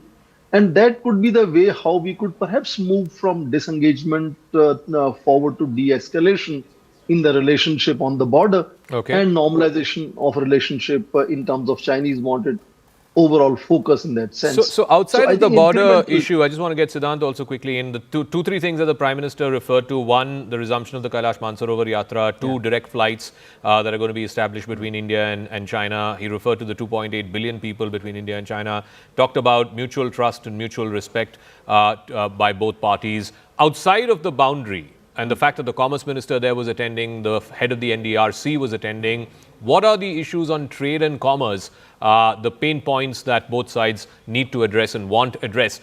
All the more so because the biggest pain point is Trump and his tariffs. Well, that's right, Zaka. And this visit is happening at a time when almost everyone in the grouping is a victim of Trump's tariff. But as far as border issue is concerned, perhaps, there have been expert groups announced during the visit of Wang Yi, special representative level talks. But as far as trade is concerned, Zaka, what India is looking for is more investments from China. Now, as far as Indian products are concerned, perhaps, India is definitely looking to diversify exports. But Zaka, to be very honest, none of these countries can pay the cost to the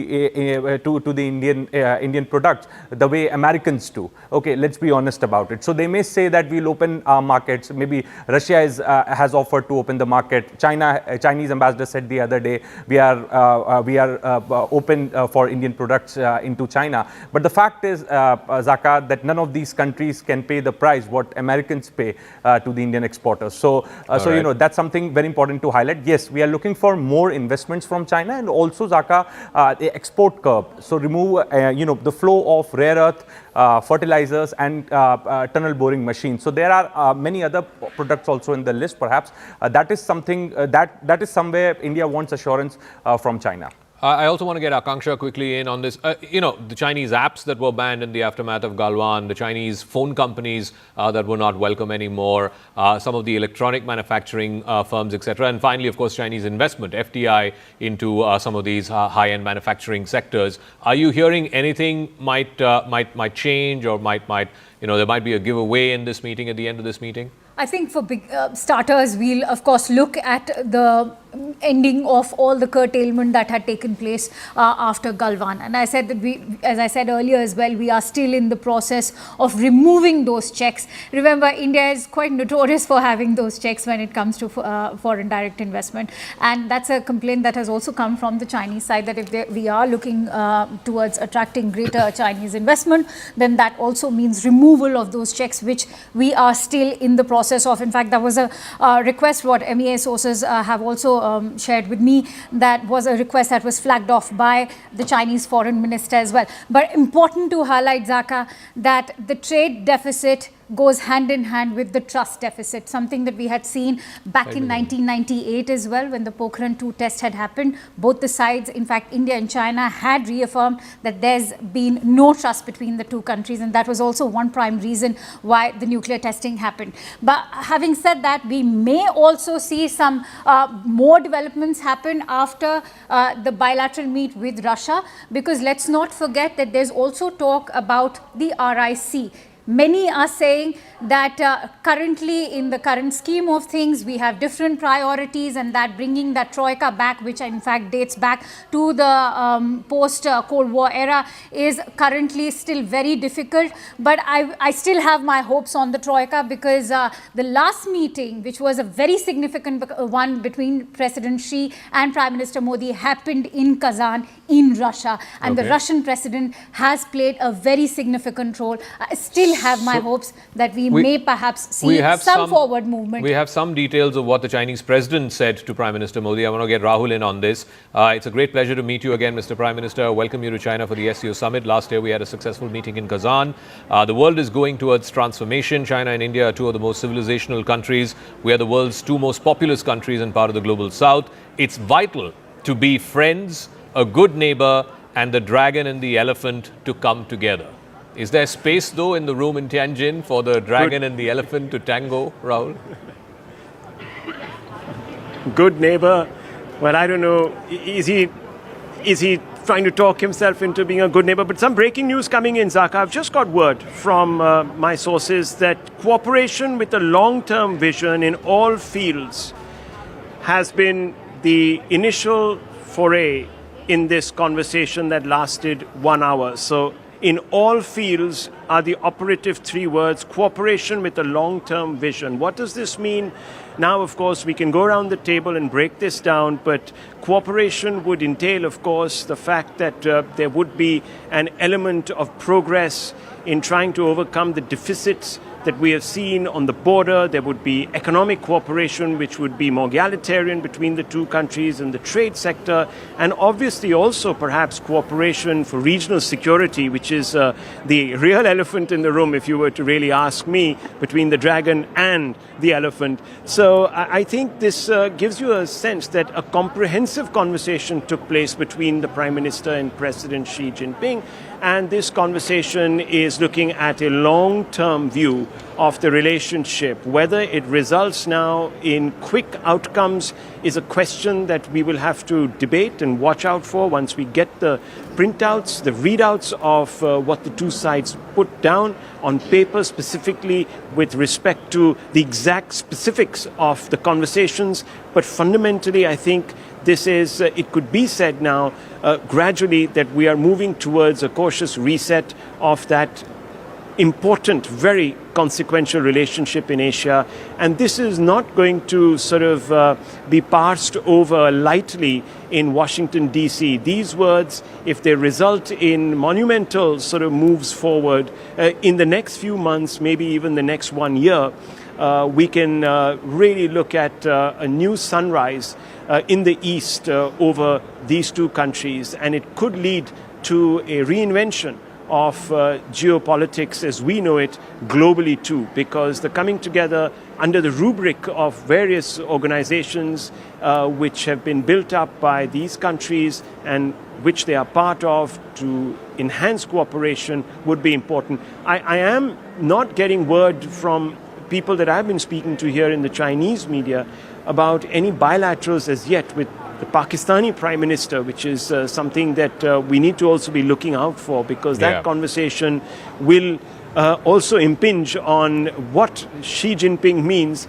by talking about being good neighbors. Because if you want to be a good neighbor, you've got to cut those threads, those sort of threads which are insidious, really, as far as India is concerned with Pakistan, or if not at least cut them, then at least moderate them to the point where they don't become like kite string that, you know, slashes at our security, throat of our security, really. So I think fundamentally this has been a wide-ranging conversation. It's exceeded time, which tells you that this has been taken with a degree of seriousness, that this is going beyond optics, or at least that's the message that Beijing and New Delhi want to send out. And I think it's been quite worth the coverage and the attention that it has been getting here in both the Chinese media and, of course, internationally, globally. I was talking to a large number of foreign journalists who had come in from the West, who are covering specifically from Germany and others based out of Hong Kong, who've come in, and they've said they're looking very closely at this engagement. They think that that is the only story coming out of these 2 days. You know, is it a fundamental strategic reset? Has it been sort of expedited because of what Trump is doing with the tariffs? We talk about what he's done to India with the tariffs, but he's been behaving like this with every other country. With China, they went all the way up to 145% tariff and counter tariff, and eventually it's because of the export controls on rare earths that the US relented, and now they've put a 3-month pause on it. Will there be a fundamental reset? Like I've been saying, I don't know where President Trump is tonight, whether he's in Washington or he's in Mar-a-Lago. He'll be very closely following the developments out of Tianjin. It's not just this meeting between Prime Minister Modi and President Xi Jinping, which was supposed to go on for 40 minutes, went on for 55, close to an hour. And the word, certainly from the Indian side, seems to be, as Rahul was pointing to, it's about long-term cooperation. They want to look at a long-term strategic reset, not just with China, but possibly all of the East, which includes Russia. How may that be viewed in Washington? Because that's exactly what Trump has been railing and ranting against. He's been talking about BRICS. He's been saying that these guys are out to get the US, out to get the dollar. This will only sort of accentuate those fears coming alive in his head. Whether or not it happens in reality is a different matter altogether. But I also want to get in Professor Swaran Singh and General Pandey also in a moment. But Professor Swaran Singh, are we looking at Tianjin as some kind of a groundbreaking reset of ties, but not just between India and China, but fundamentally between East and West? There is no doubt the Chinese would like to present it that way, or clinch that kind of conversations with different leaders, and even a final document at Shanghai Cooperation Organization summit meeting. There is also no doubt that the spirit and the energy in Shanghai Cooperation Organization meeting this time is different. 2023, India was hosting it. You would remember it happened only 2 hours of online summit meeting because India was busy with G20 summit at that time, which is a much bigger platform. And then last year, of course, Pakistan was hosting the Council of Heads of Government. Jaishankar went to Islamabad. The Heads of State meeting, which is happening now, happened in Kazakhstan. So in that sense, yes, there is a bit of energy back in the Shanghai Cooperation Organization. As I think Rahul had underlined, all these countries are facing Trump's tariffs in that sense. So even if the organization originally wanted to focus on energy, security and terrorism and so on, there is a big elephant of Trump's tariffs right now on their mind, and that will be part of all these conversations. But India, I think, is going to be cautious. India is not going to play that game of making it kind of an anti-Western platform. India maintains it very clearly that it is a non-Western but not an anti-Western kind of approach. That's something Rahul also referred to earlier. I believe you have some more details or some sort of statement or indication from the Indian side, Rahul, about the whole question of terrorism and whether or not that will feature in the SCO document. I mean, that again, we talk about elephants in the room. The strategic cooperation between Pakistan and China is the other elephant in the room. No, it's a stampeding elephant as far as India is concerned, Zaka. But, I put 2 very specific questions, prompts really, to my source. And I said, was terrorism in specific with regards to Pakistan and the cooperation with Pakistan discussed? And I got a one-line answer: will issue a public communique. So no denial as such right now that whether these issues actually figured, because that could have been easily communicated to us that, look, that was not an area that we were looking at. So it'll be an interesting statement to look at, because I think fundamentally we've had some frank discussions in that room, and they've sort of, as I said, nudged past 60 minutes, exactly 61 minutes if you were to go by the moment they told us that the meeting was over, when pens dropped really, and everyone got up to shake hands. So I think fundamentally we're going to have to look at this particular document that's going to come out, read between the lines. I think it's going to be make for a fascinating day, because if certain other holy cows, now if you want to use the animal farm metaphor, if you want to look at the holy cows, which are Pakistan, the cooperation between China and Pakistan, the military cooperation and the way it sort of panned out during Operation Sindoor, then if those conversations have been sort of touched upon and discussed, well, then it's a big deal. Actually, it's a big deal. It shows that both sides are now keen, as our guest from Beijing was telling us, to really put the past behind them and perhaps look at maturely at a future which leads to everyone becoming good neighbors. I mean, so let's just hope in that May, that is really the intent. 3 months ago, we had evidence of Chinese weapons, their air defense systems, their missiles, their fighter jets, all of Chinese origin or Chinese made. Can India overlook that? Can India not bring up that in the conversation in Tianjin? I think Soren brought in a very important point that Trump tariff issue was not the focus that point of time. I think it's just evolving. SCO could have been much more about security situation, engagement on terrorism, border management issues and all. But suddenly this whole tariff thing in which majority of the country, in fact all the countries are facing a challenge per se, has taken the wind out of our possibly our bilateral issue on security subject. No, but 80% of Pakistani weapons are coming from China. I mean, we can't overlook that. We just saw evidence of that, back in May. I agree, but you please understand that India today is working with two bullies, right? On one side, you got Trump, and the other side, you got the Chinese. They need to manage both, and both the bullies are today in the corner. Xi is on one corner domestically and internationally, and so is Trump domestically and this thing. The only element in this entire SCO or in the world today who's not pushed to a corner is, I think, Modi. And if this India is able to harness this advantage in this meeting towards a larger, when you look at national security paradigm, it is not only about weapons, it is not only about border, but I think what Akansha spoke about, multiple stuff like rare earth material, your FDI investment, all these things contribute to a larger national security paradigm, because after all, 1.4 billion people, population welfare, security in terms of trade, economic betterment is also at stake here. And if you're not going to engage, they're using. Look at the way the Chinese have used rare earths, first against America and also against India. They've weaponized trade. Let's be realistic about it. Today, trade is a weapon in China's hands. Yeah, of course, Zaka, but so has Trump done it. Of course. Where are the...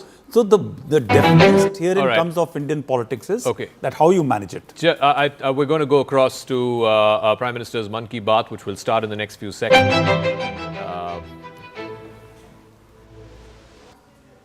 मेरे प्यारे देशवासियों, नमस्कार।